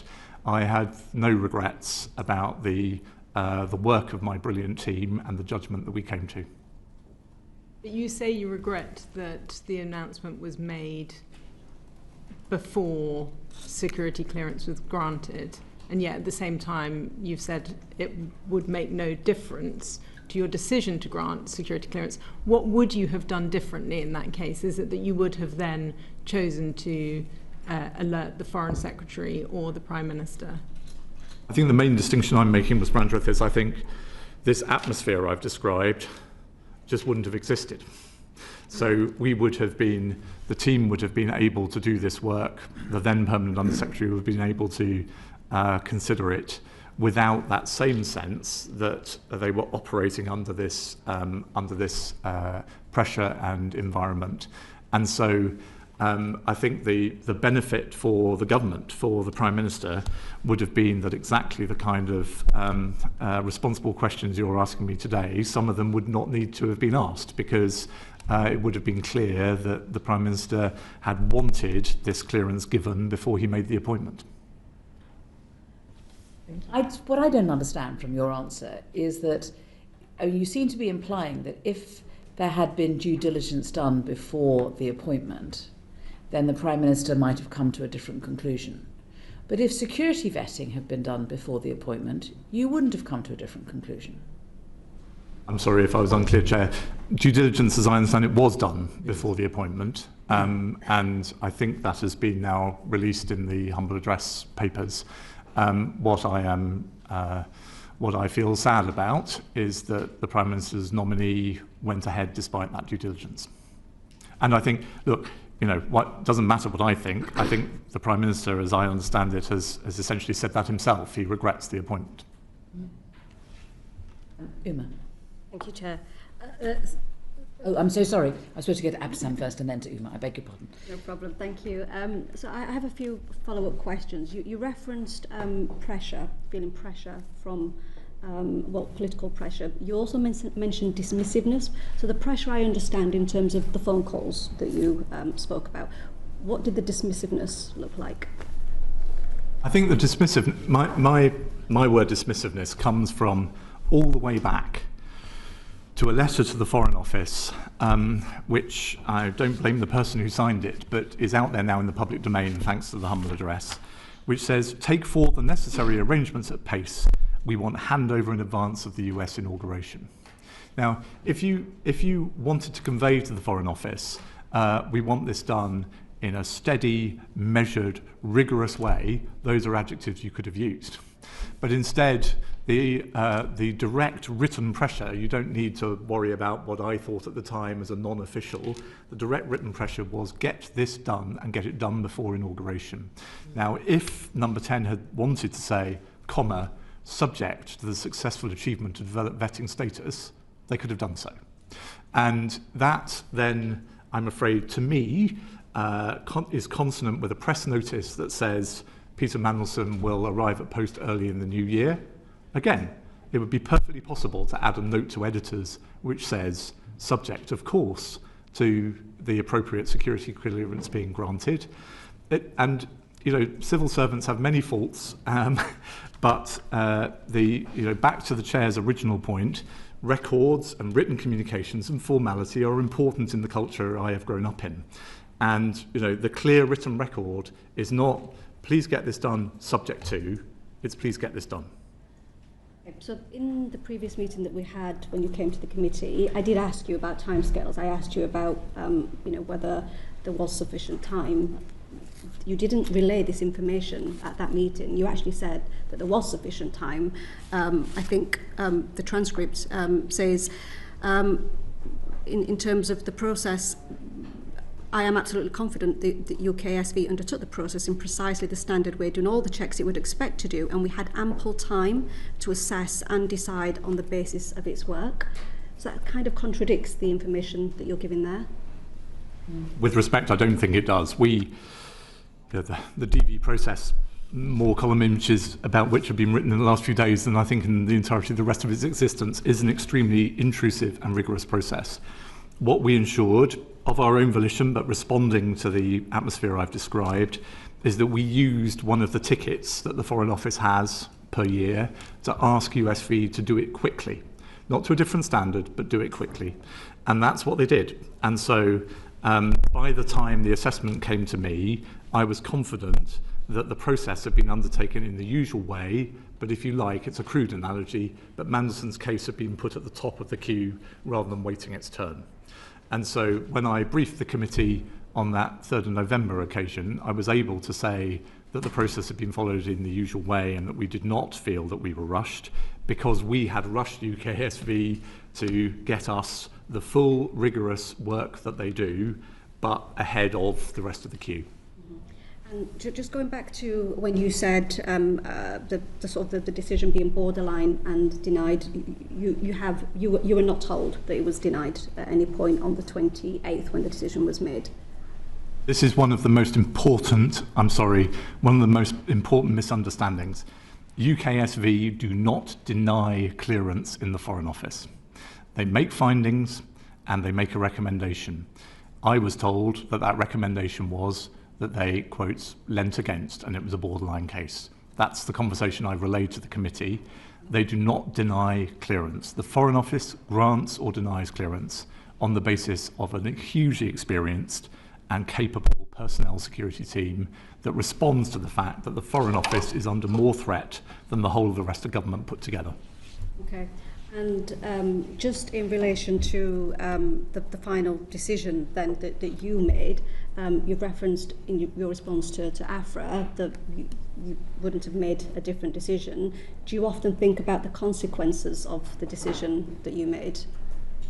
I've had plenty of opportunity over the last few days to reflect on that, and I think about the consequences of it right now, I'm afraid, for my wonderful family and for the fact that I don't seem to be able to sleep in my own home and for various other things. But I don't reflect negatively on the professionalism and the judgments of my colleagues, or I hope myself. You also referenced that there was a bunch of professionals that explained the risks. Who were those professionals? So the way the Foreign Office is organised, I of course don't speak for the Foreign Office today, but the way the Foreign Office is organised is that at the time, there's been a slight reorganisation since, but we had a directorate of the Foreign Office called Estates, Security and Network Directorate, broadly speaking, buildings and security. And within that directorate is a security department that focuses on all the range of security risks that the Foreign Office face, to assets, to material, to people. And within that, there is a personnel security team. And it's that personnel security team, it's laid out in internal guidance, that will assess the report from UKSV and normally will take the decision themselves on whether to grant or deny. Occasionally that gets escalated up the line, and in this case, as I've made clear, it came to me for a sense check at the end. Do you mind if I just interrupt? Because I'm still thinking about this leaning against versus clearance denied or withdrawn. I mean, if you had been shown the documents where the box had been ticked, high concern and clearance denied or withdrawn, would you have changed your mind and decided actually UKSV were not saying that this was a borderline case and they lent against, and that they were leaning against it, but instead that they had high concern and clearance denied or withdrawn was the box that had been ticked? Completely understandably, Chair, everybody is focused on the form. But the way I recall there's so little paperwork in relation to this that forgive us for relying on the little bit that we've got. Forgive me, that certainly wasn't a criticism of the committee. I'm just frustrated that the way in which it was described to me, and which on a kind of normal human being level I would expect it to be, that this was a dialogue to some extent between extremely experienced security professionals in UKSV and the Foreign Office's personnel security team who speak many, many times a day. And so, you know, the way the conversation, I recall it, on the 29th of January was that they had debated some of the assessments that UKSV had made about specific risks, and indeed that as that had been reviewed internally in UKSV, some of those had shifted up and down a bit. And then the Foreign Office have reached its assessment and briefed me on it. So I can understand why we are all today focused on the starkness of the form, albeit a form I have never seen. But the conversation as briefed to me was a dialogue between the two, in which clearly, I'm not trying to pretend otherwise, there was unease in UKSV, and the Foreign Office had to work out whether it could manage and mitigate that unease. I'm going to try one more time. It does seem to me, and I don't think I'm alone, that there is a difference between leaning against and borderline and clearance denied or withdrawn and high concern. You didn't see the form. Somebody who's highly intelligent, very professional, terribly experienced, as are you, tells you, when does a readout of this, doesn't say, according to you, high concern or clearance denied or withdrawn. He says something different. I mean, you accept it's different, don't you? That leaning against borderline is different to clearance denied or withdrawn, this person is high concern. It's a form designed for UKSV's role across government. What I've tried to explain, and forgive me if I've not done so properly, is that in the case of the Foreign Office and some other departments, we're not unique in this, defence is an obvious example. I know this. It's not denied or withdrawn, it's a recommendation. And what matters behind the recommendation are the individual findings about the different risks. And that's what I was briefed upon, and the way in which they could be mitigated. Okay. I'm sorry, Abdeslam, I interrupted. Yeah, it's fine. Just a few more questions. It's been reported in the media that you have been relying on Section 3 of the Constitutional Reform and Governance Act as your reason as to why ministers couldn't know the reasoning behind your decision. Is that correct? The national security vetting is not a system set up by statute. But I think, I've read some of that commentary myself, of course, I think what those voices and commentators are trying to point out is that in that piece of legislation, Parliament is implying that national security vetting is in a different category in terms of the management of the civil service from all of the other things that Cragg perfectly properly gave the executive, gave ministers complete authority over. Now, I don't recall, honestly, sort of sitting thinking, aha, I won't tell anyone anything because Cragg tells me not to. What I know is that having grown up in this system over many years, having, of course, discussed these heavy responsibilities with my predecessors, with other permanent secretaries, and having read the internal guidance about the extent to which one should share the information about UKSV findings and reports with others, I made what I hope are still a set of defensible decisions about sharing, as ministers have said to the House, only the final outcome of the vetting process. And did you get legal advice from any lawyers at any point? I didn't need legal advice. This is set out in guidance. It's set out in Parliament.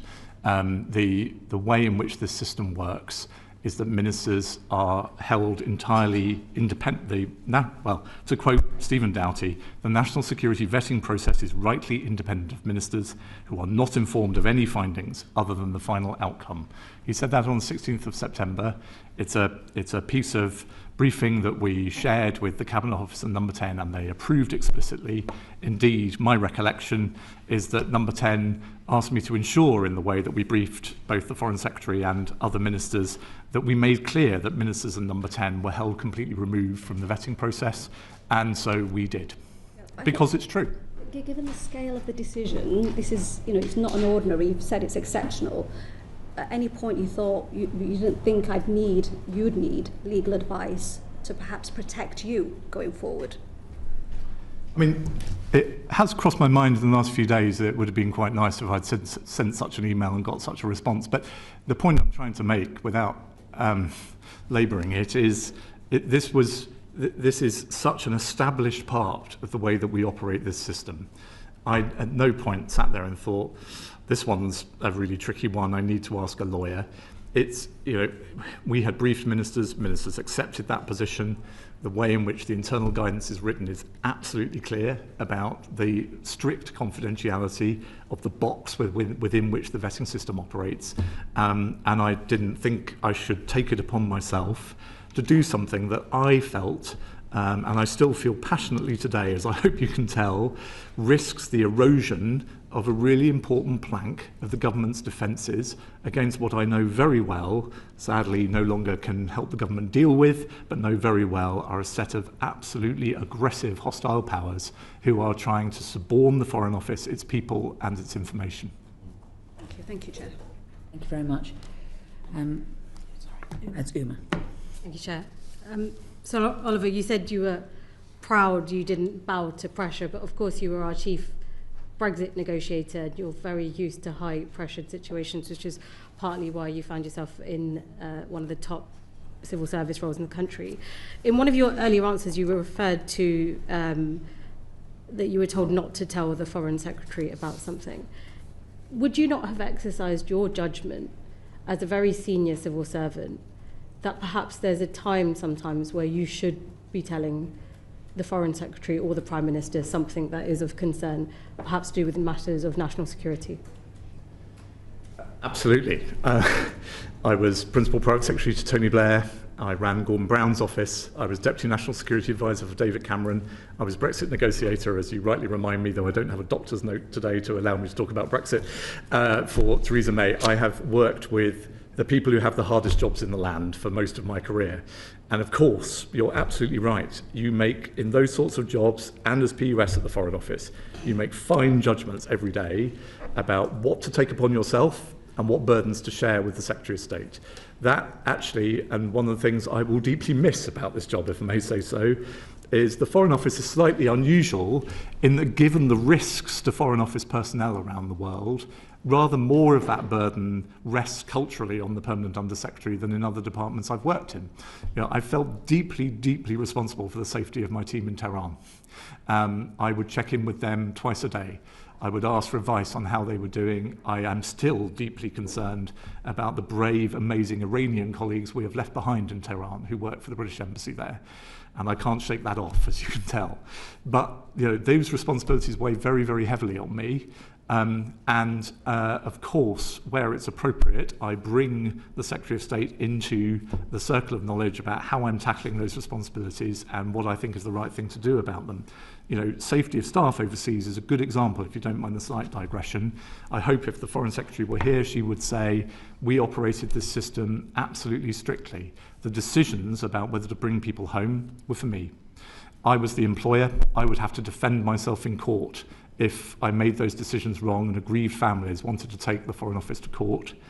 But it was absolutely right for me to let the Foreign Secretary know that we were going to be temporarily drawing down staff from X place or Y place. She needed to defend it in Parliament, and I understood that. This is different. The vetting system explicitly, in Hansard, in guidance, is different. I've always understood it that way, and I think it's for very, very good practical reasons that keep the people of this country safe.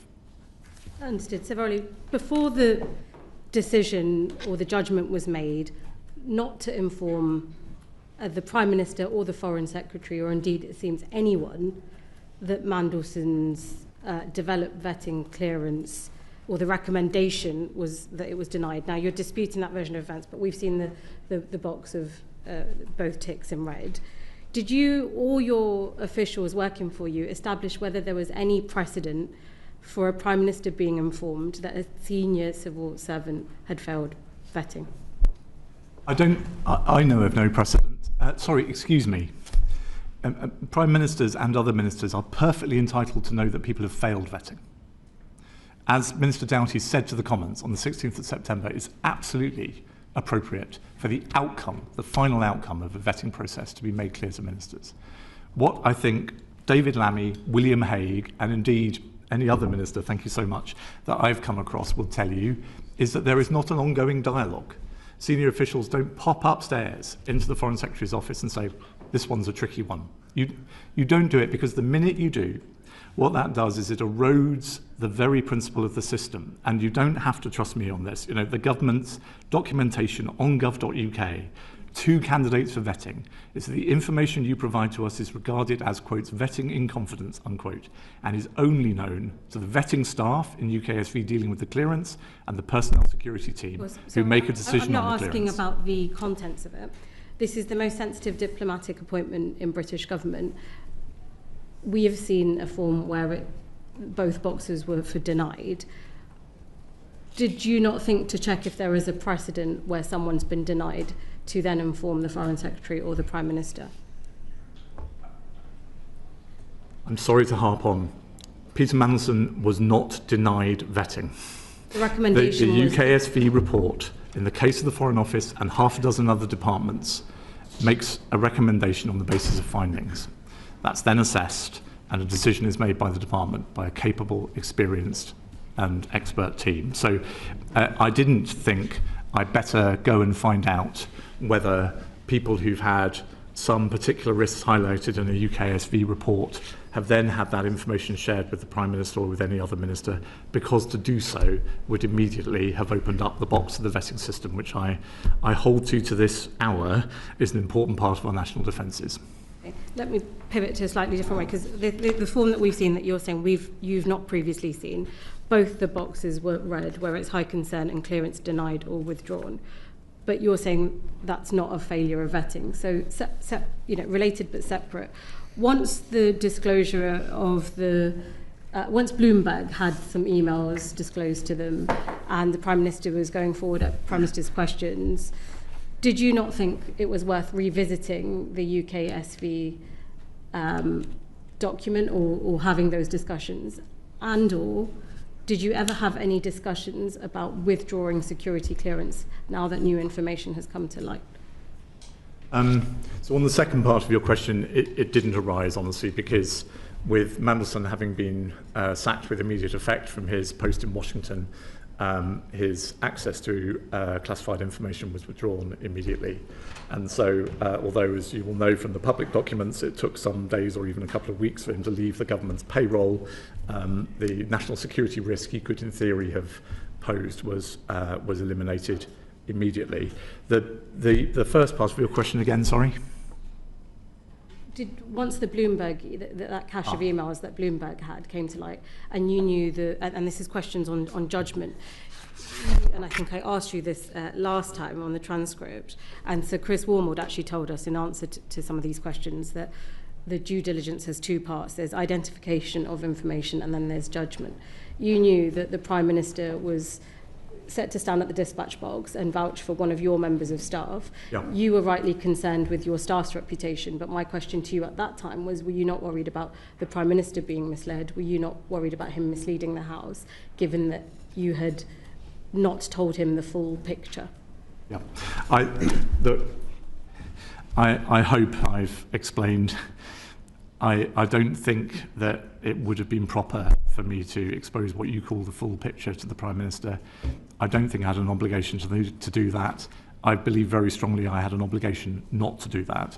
What I do remember distinctly is in the immediate aftermath of his sacking as the Prime Minister's nominee to Washington, I did consider the asking for the UKSV underlying documentation.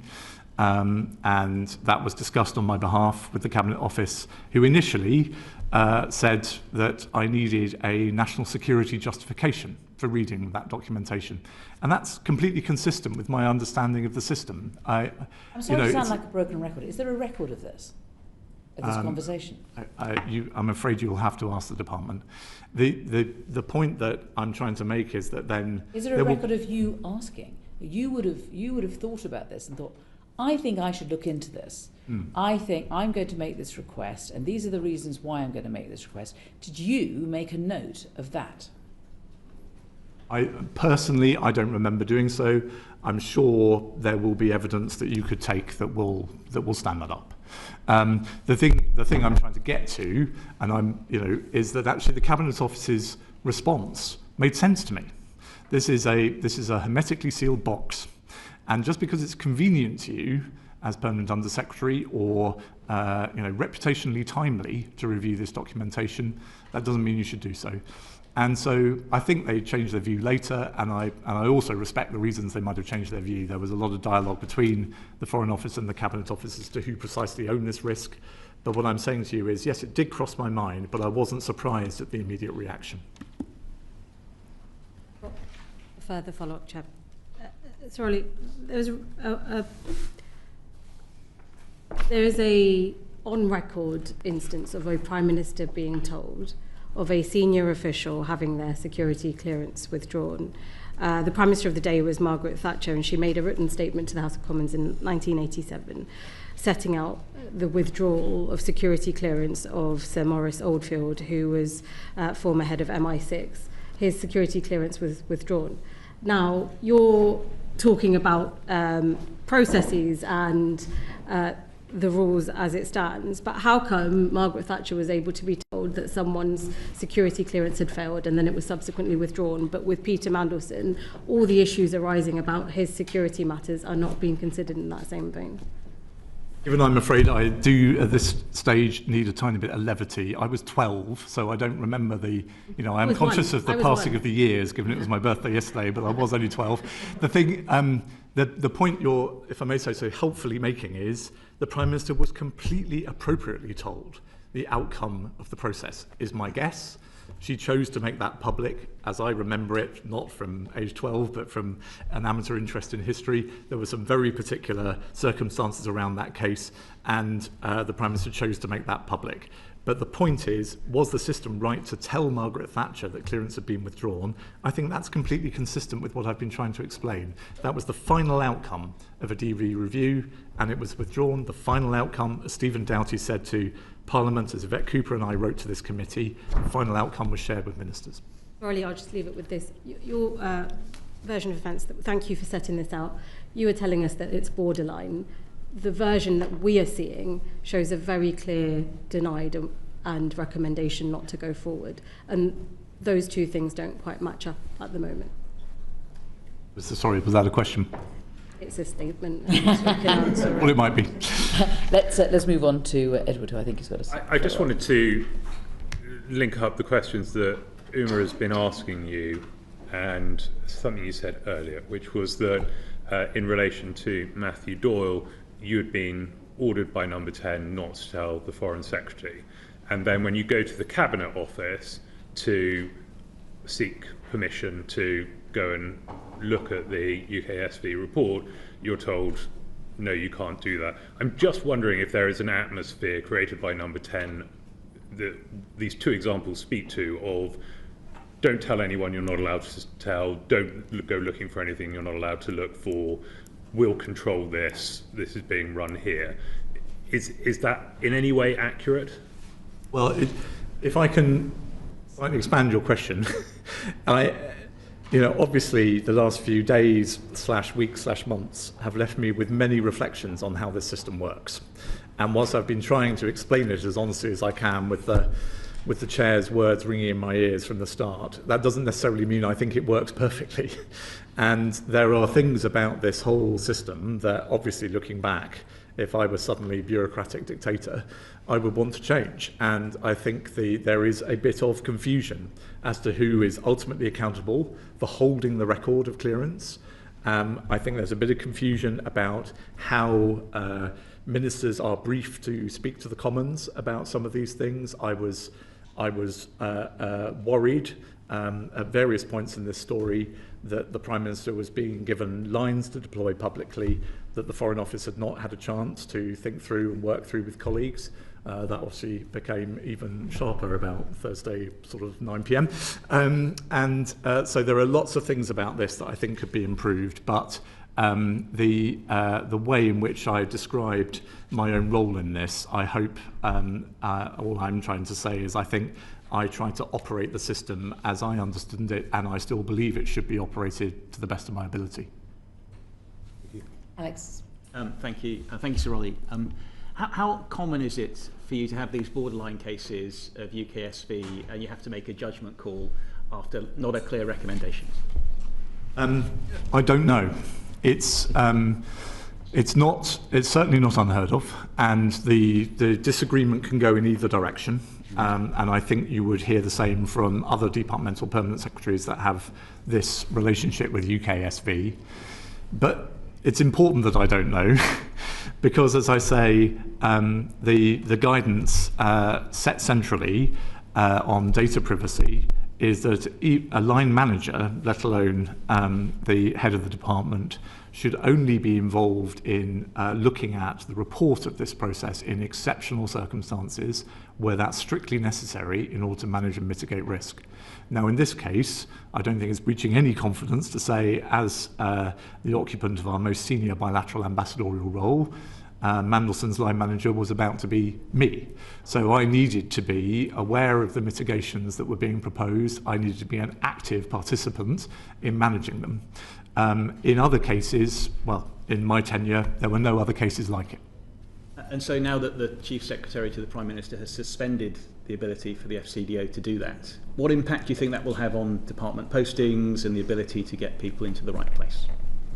I'm very worried about that, honestly. I'm now, sadly, a sort of informed spectator, but I'm worried about that. In my experience, there are very, very good reasons why the diplomatic service is given a degree of expert latitude over these things. The vetting system cannot be entirely one size fits all. The risks that are manageable in the Food Standards Agency are different from the risks that are manageable in our embassy in Beijing. And the Foreign Office, for people to obtain vetting in the Foreign Office, our candidates very often have a broader and deeper range of international contacts and experience than most. International contacts, of course, are an area of focus for the DV process. And therefore, an expert personnel security department that can reach an informed view of how risky and significant those contacts are for a candidate for vetting, I personally, I was new to the Foreign Office, but I personally could see the justification for. So in your view, after this review is conducted, there should be some leeway for the Foreign Office to continue to exercise some judgment over posting. It should not be entirely down to UKSV in the future. I hope it's fair to say that among my reflections when I answered Mr. Morello on how I would change the system, this isn't one aspect of it I would change. Okay. Was Peter Mandelson granted strap access to the highest levels of classified information? I believe he was, and that the strap system, which, to be honest, I should be even more careful about than I have been about the DV process for, as many members of the committee will know, very, very good reasons. That is operated entirely independent even of the department. So it was clear to me he'd received strap clearance. That offered me a degree of extra reassurance, because what I've just said about the DV process and international contacts, as I understand it, is an even heavier focus of the strap process, given that that's really about the protection of our most sensitive intelligence material from hostile foreign actors. But beyond that, I can't tell you very much, because it's a yes or no from the strap authorities, not the conversation that I've been describing between UKSV and the Foreign Office. And the concerns that UKSV would have raised during the DV process, would those same concerns have been raised during the strap process, and would they have been addressed in any different way? I'm not trying to duck your question, but I don't want to give you false information. I think if you want evidence on how the STRAT process works, you should probably ask the government for it. I certainly remember at the time we granted DV that it gave us a degree of extra reassurance to know that the STRAT authorities would have a fresh opportunity to take a view on some of the things that we considered in that process. Did the intelligence services at any point share any concerns about Peter Mandelson being the appointment as the US ambassador? I can only speak to my tenure, and the answer to that would be no.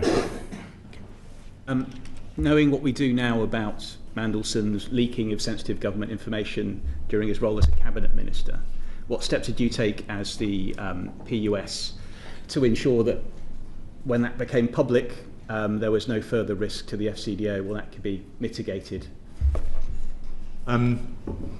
Well, obviously, pardon me, but to get the chronology straight, that allegation about Mandelson, which, again, like all of us, I should probably be careful about given there's a live Metropolitan Police investigation, was only made months after he was withdrawn as ambassador.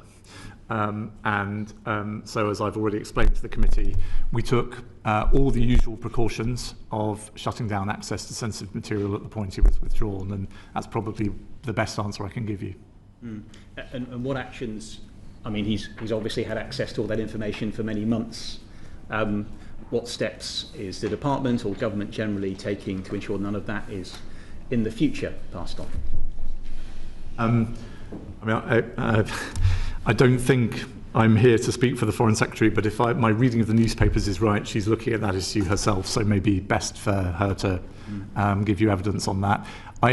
All I can say is that obviously in the aftermath of his withdrawal, and particularly in the aftermath of this Parliament's humble address, all of those communications have been looked at in depth. And one final question. You were PUS when the press first became aware that Peter Mandelson, in their words, had failed his security vetting. How do you think that was leaked, and what do you think that says about the integrity of the UKSV process? I'm deeply concerned about it, honestly.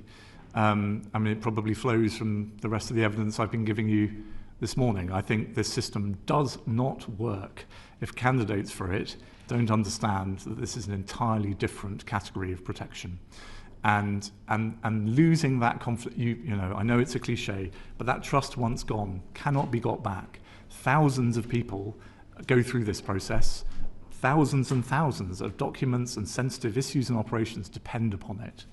And I am struck and saddened that within, I think, days, probably only a small number of days, of the Cabinet Office, for their own reasons, deciding to open that up, to share what they thought they'd found and their perceptions of it internally with Number 10. I'm not making accusations at anybody. It's not my business to do so. I hope they're being very rigorously investigated and the prosecutions will result, because this is a grievous breach of national security.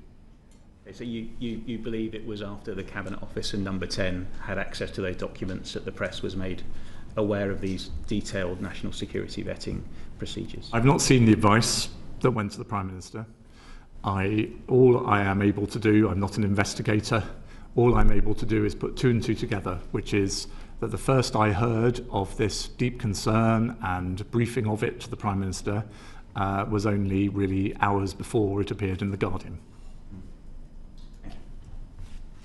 Fleur. Thank you, Chair, and thank you, Sir Olly. I've got questions about three different aspects of the process. Going back to the very beginning, before you started, there were conversations between Peter Mandelson and Number 10. So yesterday, the Prime Minister said, "It was clear to me that Peter Mandelson's answers to my staff in the due diligence exercise, before you started, were not truthful and I sacked him." So that sounds like it's Morgan McSweeney. So, but when you came into the office, did you have notes of any interview that Morgan McSweeney had held with Peter Mandelson as a part of the due diligence or even the pre-due diligence when talking about appointing him? Did you see notes of this interview that may have given you concerns that could then have influenced how you saw the vetting process continue? No. You didn't know about any of those? I knew that there had been an appointment process of sorts, and that Number 10 had operated that with the Cabinet Office. But to be honest, I think I first heard the words due diligence report after he was withdrawn as ambassador. Thank you. And then the second one is about the meeting that you held on the 29th of January about the vetting. Did you hold that meeting because it was flagged that Peter Mandelson hadn't passed? If it was a clear pass, a green tick box in the form you didn't see, would you have even held that meeting? Or did you hold the meeting because it was an ambassadorial appointment to Washington and it was Peter Mandelson? I was asked for that meeting because I think it was a borderline case, and a particularly prominent and significant borderline case on which, perfectly properly, very sensibly, the director felt he wanted to check his reasoning and make sure that I was comfortable with it. And is there a note to that effect? That the request was that the decision was made that you should have a meeting because of these issues were going to come up? Not to my knowledge. It was, this was Director ESND was one of the most important figures in the way I was learning how to run the department. I'd spent a lot of time with Ian already because of the heavy responsibilities that I was learning that I held as accountable overall for security. So Ian was in and out of my private office regularly, and I was pleased about that. He, I think, said to my private office, I need 10 minutes with Olly tomorrow, the day after, in order to take him through a particular case. A particular case?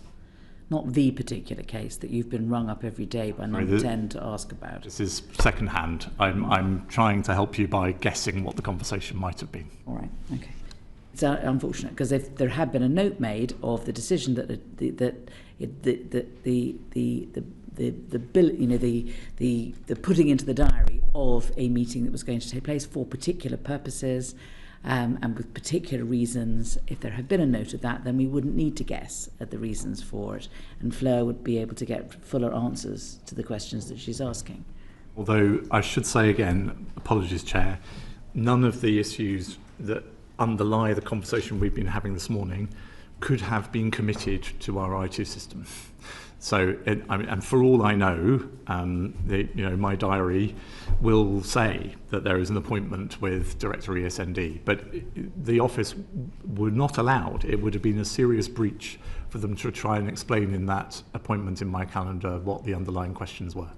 You can make notes to your private office, can't you, about what you're doing and why? What was done, I think, entirely appropriately, was that the decision was recorded the next day. Thank you. I think what we're getting to here is that when the Prime Minister was told the process was just carried out and it was passed, actually there were different layers to this process than normally happened because of the borderline case that you described. So the meeting was held because of the borderline case. You've already said to us in your evidence to us in November that one of the hardest parts of this was the Global Council shares, and that must have been part of the mitigations, therefore. So did you hold follow-up meetings about the Global Council shares, how that was going, at which the borderline case could then still have gone either way if the mitigations weren't carried out, that you were satisfied could have been carried out?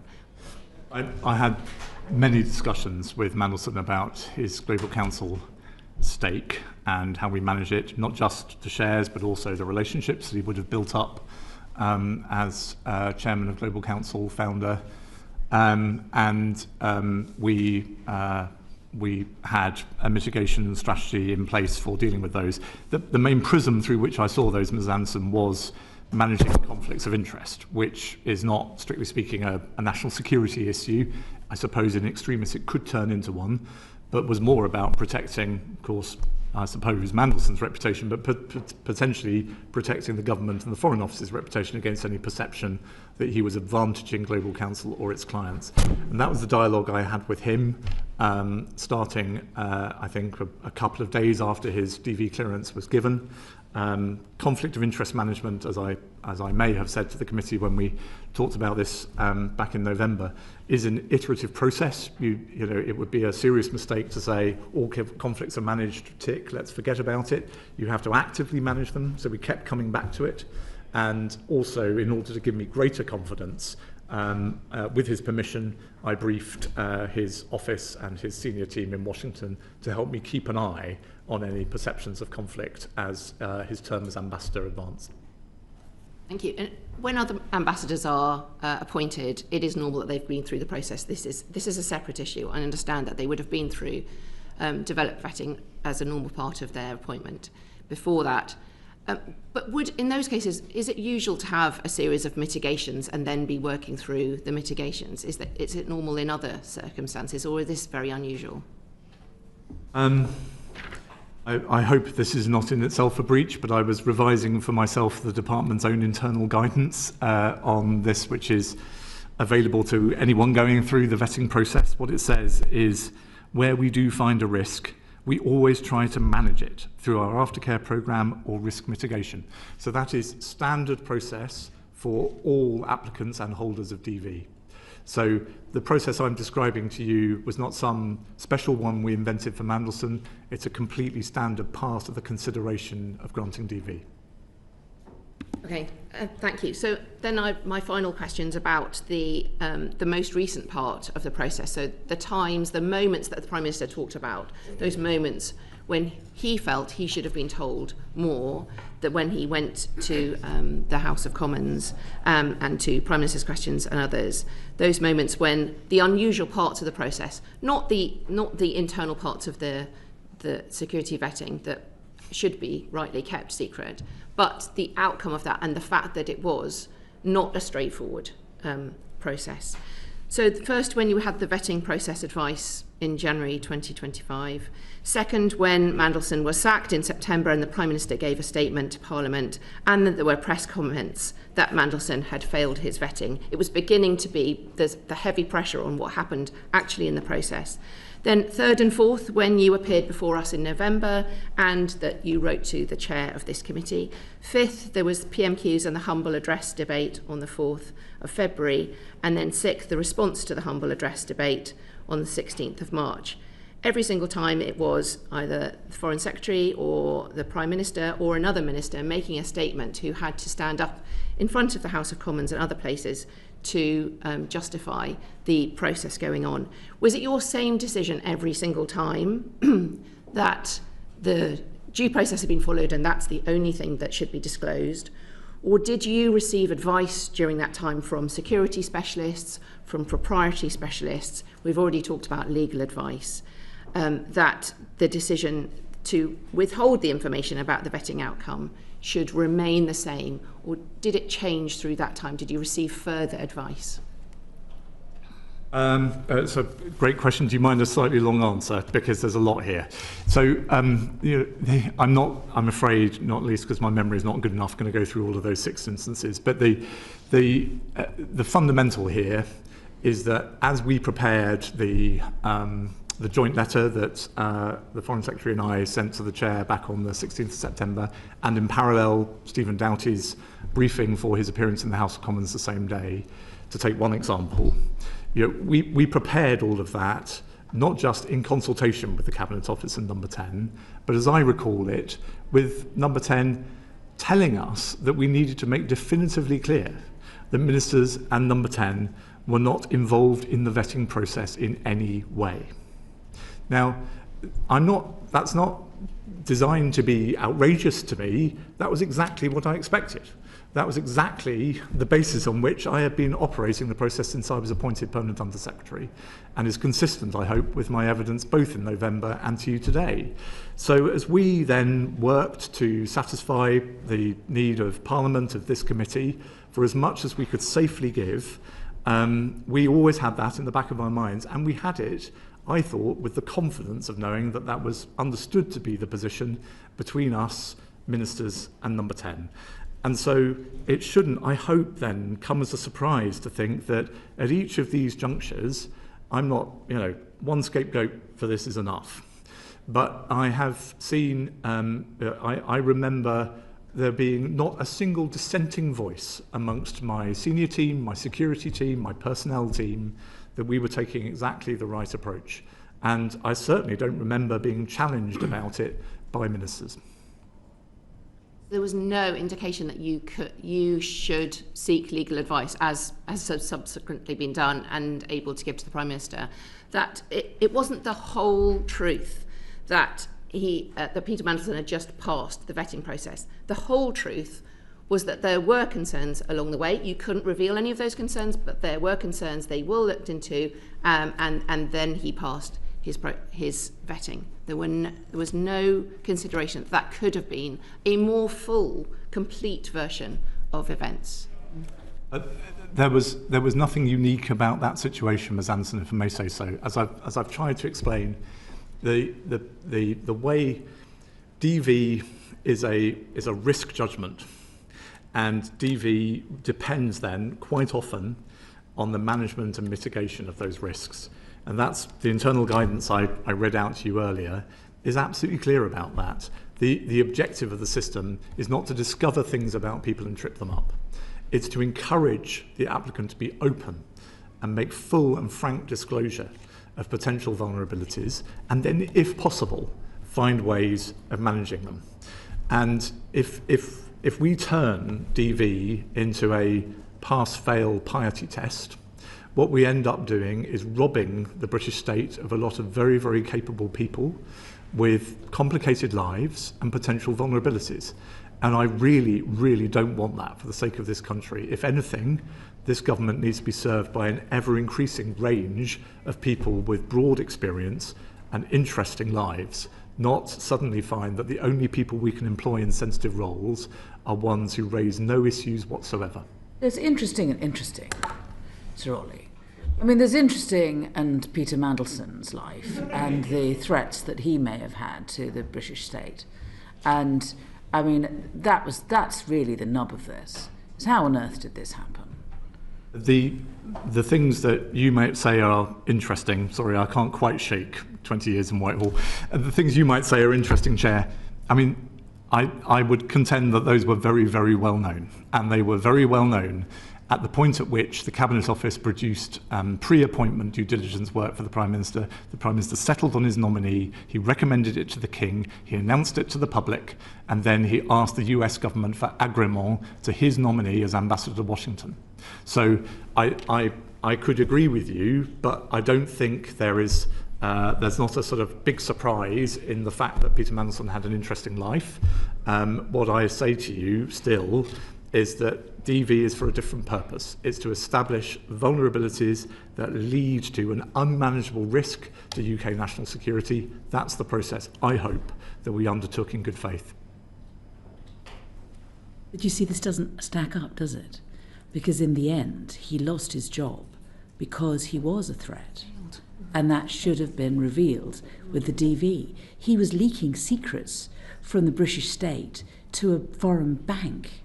That's pretty serious. With respect, during a time of an economic crash. Somebody must have known about that. Some spook somewhere knew that.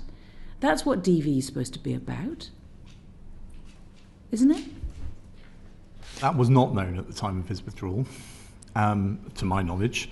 Certainly it wasn't publicly known, it wasn't known in records available to me or to others in the Foreign Office. What was known was that the basis on which the Prime Minister thought he had received assurances from Mandelson about those connections from his past life with Epstein, the Prime Minister can speak for himself, but I remember him visibly angry that in his view he'd been deceived about those connections. That was the point at which he required of me to withdraw Mandelson from Washington, and it was a very difficult day of my professional life, but I think the Prime Minister did the right thing. I'm going to go to Edward and then to Alan, if that's all right. Thank you, Chair. So, Olly, to that point, the Prime Minister in his statement yesterday to the House said, "Let me be clear, the recommendation in Peter Mandelson's case could and should have been shared with me before he took up his post." Let me make a second point. If I had known before Peter Mandelson took up his post that the UK SB recommendation that developed vetting clearance should be denied, I would not have gone ahead with the appointment. That can't be accurate, given that you have said, well, given that he was effectively on his way to Washington at the point at which you were making a decision on whether or not the recommendation of UKSV could be mitigated. They had already made the announcement by then. They had already done the due diligence and seen, the Prime Minister had supposedly seen the summary of the report of the due diligence in your conversation with him. So that is, the Prime Minister's statement yesterday is inconsistent with the evidence that you have given today. Do you have a view on whether or not his statement was accurate yesterday? I'm not here to attack the Prime Minister, Mr. Morello. I'm here to help the committee. And what I want to say to you is that, given the emphasis rightly in this meeting in this session on record keeping, given I was not in post at the time, I can only go on the record. And all I would observe is that I don't doubt that the Prime Minister is saying that sincerely. It would be nice if the record showed that he had required his office and his team to make that stipulation more explicitly clear to those of us who were then charged with trying to make this happen. They had already made the decision to push ahead in the absence of the UKSV having completed their process.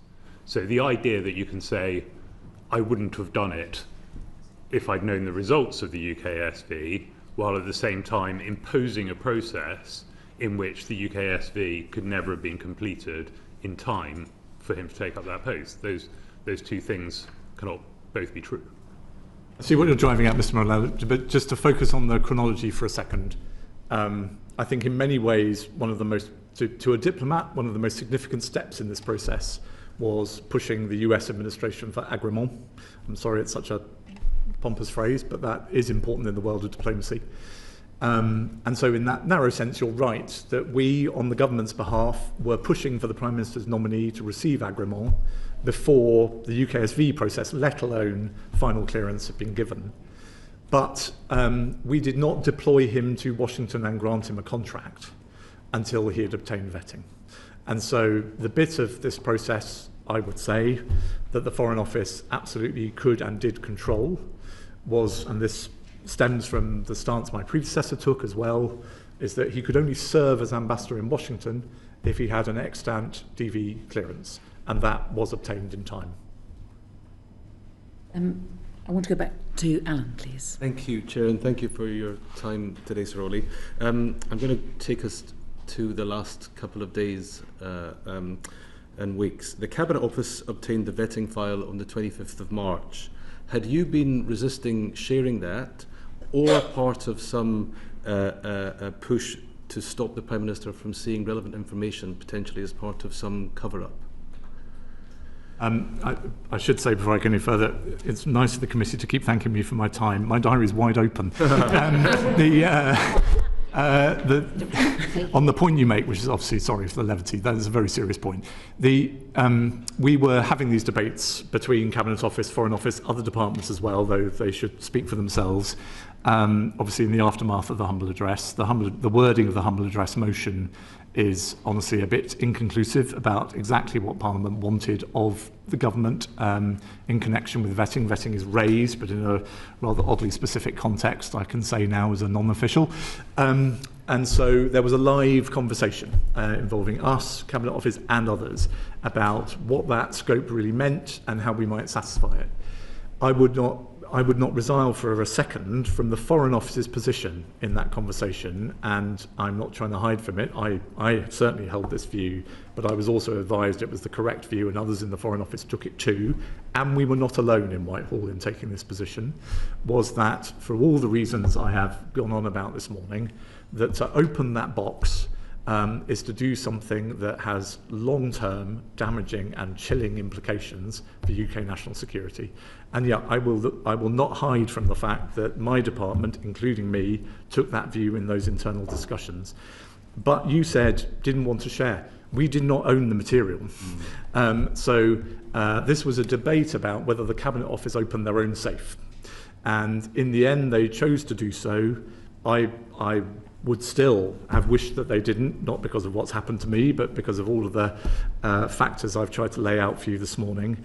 And consistently, we continue to advise that they shouldn't. I think at various points in this story, though, of course, they will speak for themselves, they were quite convinced by that view. I mean, I certainly recall being debriefed on meetings with the Cabinet Office in which they had been very worried about the implications of opening the box, and indeed, I think, again, they'll speak for themselves, but had discussed some of that openly with the ISC as part of the humble address follow-up. So, I'm not putting words in your mouth, Mr. Gemmell, but this was certainly not a question of Cabinet Office having one firm view, sunshine is the best, blah, blah, blah. Foreign Office says absolutely not, because we own the file and we're terribly secretive about it. They own the file. We thought that the government and national security was best protected by trying to stick to the principles that I've described to you this morning. That was not just my personal view, but that was the strong view of my senior team. Thank you. Yesterday in the House, the Prime Minister said that officials in the Foreign Office saw fit to withhold information on Mandelson's vetting from the most senior ministers in our system. Is that how you see it? No. Once the problem that Number 10 had identified became apparent, what conversations did you have with the Prime Minister, the Foreign Secretary or the Cabinet Secretary that you'd be able to share with us today? You mean in the last few days? In the last few days. This is where I must plead one of the caveats from my letter, if I may, Mr. Gemmell. I think, given the way I have been treated over the last few days, I've been obviously thinking very hard about this session, thinking about how I hope do my duty to Parliament in thinking these issues through. I've not yet really had a chance to focus on the letter I received yesterday and what on earth I do about it. All I would say is I regret that I, in my view, didn't have some of the points that the Prime Minister and others are making about the Foreign Office's decision-making and about my accountability. I regret that those were not put to me before I received a letter dismissing me. In those conversations, were you able to set out how the Foreign Office does vetting? And do you think people understood these distinctions that you've been making today? I've certainly tried to set them out, but as I'm straying too far. I think what I've tried to offer you today, Mr. Gemmell, and the committee, is that I think a lot of the things that have been said about the system over the last couple of days are, to put it kindly, a bit misguided. And I've tried to be, I know it's complicated, I know it's full of jargon, it is a vital system for the protection of this country, and I hope I have laid it out clearly and honestly. Do you have concerns about the amount of information we've now shared about our developed vetting system in relation to what our adversaries know about us? Yes, I am. I think that it may sound paranoid, but I think even the level of disclosure that the government has offered over the last few days, British national security does not benefit from this, so we have to ask whose does. I may be paraphrasing Afra's question, but you have been at the centre of government for many years and spent many years of your career promoting and defending our country's national security. With the benefit of hindsight, when you hear the committee's questions today on notes, on seeking advice, on how the Foreign Office took this decision, and ending up putting someone who leaked some of the most, in their past leaked some of the most sensitive secrets this country has, with the benefit of hindsight, would you have done anything different in relation to the appointment of Peter Mandelson? Anything different? That's very sweeping, Mr. Gemmell. I've tried to be open. There are various aspects of this system I think could be improved, and maybe I wish I'd had the time to offer that as a general view about the way we operate the system at various points in my tenure. But I think in the way you generously asked the question, what I reflect on most is that the British state is dissecting itself to some extent in public over this. I understand why, and this morning I've tried now as a private citizen to support that process. I do reflect honestly on my wonderful colleagues who are sat in the British Embassy in Moscow or the British Embassy in Beijing and are subjected to incredible pressure. And the way I try to lead them and support them during my time as PUS. And of course, I find myself wondering who this helps. Thank you. Very good. We've just got a couple of questions from people who promised me they have one question each, so I'm going to keep them to it. Dan. Thanks, Chair. Olly, you are one of the country's most distinguished civil servants, and you have this week been dismissed by the Prime Minister. Can you tell us why? Is it your contention that you have delivered your duty, you've carried out security vetting in the usual procedural way, and what is your reaction to the way you've been treated this week? And I suppose finally, what impact will it have on your colleagues? Thank you. Again, Mr. Carden, thank you for the generous way you asked the question, but I should be careful here. The very short answer is I don't fully understand the reasons that I'm in the position I am in, but that is for a separate process for me to try to get to the bottom of. As a human being, I'm desperately, desperately sad about it, Mr. Carden. I love that job. I love that institution. I was proud to serve this government and any government that might follow it. I hope I was doing it to the best of my ability. I was certainly doing it as hard as I possibly could. I had wonderful colleagues who I miss deeply. And the issues we were dealing with, and my colleagues are still dealing with, are of profound importance to the success of this government and the success of the country. It's been the proudest part of my career to lead that institution because of their work, not because of mine. And you say kind things about my distinguished career. I just feel intensely proud of the people I've led, and I wish them every success and wish I could still be with them. Thank you, and thank you for that answer to my honourable friend here.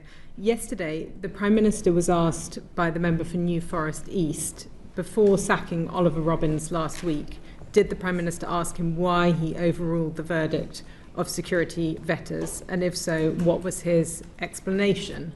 The Prime Minister replied, "I did ask him, and I did not accept his explanation. That is why I sacked him." Did the Prime Minister ask you, and what about your explanation do you think he did not agree with? It's a very legitimate question, Ms. Brandreth. The reason I wrote to the committee ahead of this hearing on this matter is I'm afraid, given I'm in unknown territory, honestly, for me personally, about the HR position I am in and what this means for my family, I must remain quiet on that until my advisors have told me what the appropriate thing to do is about it. All I would say in echoing the Chair's opening remarks is I hope I have been completely transparent as far as I can be in my understanding of process, guidance and precedent at every stage in this, and I wish I had been given more opportunities, given the confusion that clearly exists, to explain the process in more detail. But is it fair to say that he did ask you? I must reserve my position on that, if I may, because I think I will get into a situation where I'm saying things to this committee that I may need to rely on later. Sir John. Thank you. The Cabinet Office has been tasked with fulfilling the requirements of the humble address. Are you confident that that is being fulfilled to the letter, or are you aware of any other documents that have not yet been published which might help explain what has happened? Well, my team obviously were closely involved with the Cabinet Office in trying to satisfy the terms of the humble address over the last couple of months of my tenure in the job. It is maybe now I'm released, I can be slightly more open about this. It's a very, very hard motion to sensibly satisfy, if I may say so, to you as members of the House of Commons, because at its extreme, its wording, which requires us to offer up all electronic communications between Mandelson and pretty much anyone in the government system, could be anything from an intelligence report to a room booking. And so what we've been working through for the last couple of months is how on earth to interpret that in a way that satisfies the underlying, clearly legitimate, the government voted for it, desire of Parliament to understand more about the circumstances surrounding Mandelson, with not actually creating an unmanageable burden and frankly unmanageable national security risk for the operation of our diplomatic service. So I don't think today, sadly, it's for me to explain how the Foreign Office is working with the Cabinet Office to try to manage that, but I hope it helps my colleagues and indeed ministers left behind in the system to explain that that was a very, very difficult thing to work through. And are you aware of any documents which actually would be highly relevant to this matter but haven't been released? So there are clearly documents related to the terms of the motion that have not yet been released, because the release that's been made so far is I think, a relatively small proportion of what the government could choose to release in this process. There is obviously the ISC process in respect of international relations and national security, as you'll be aware, and I think there's a live dialogue, again, obviously now pleading that I'm no longer part of it, but a live dialogue between Cabinet Office, Foreign Office and ISC about how to manage that weight of material. That's it.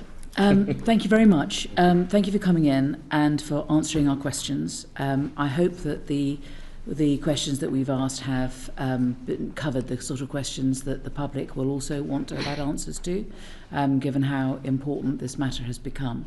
And thank you for your time. And what I'd like to do is if you wouldn't mind, the press and the public could remain seated, and then if you're able to leave first, and then we'll release press and public after that. But I'm going to now finish the proceedings. Thank you very much.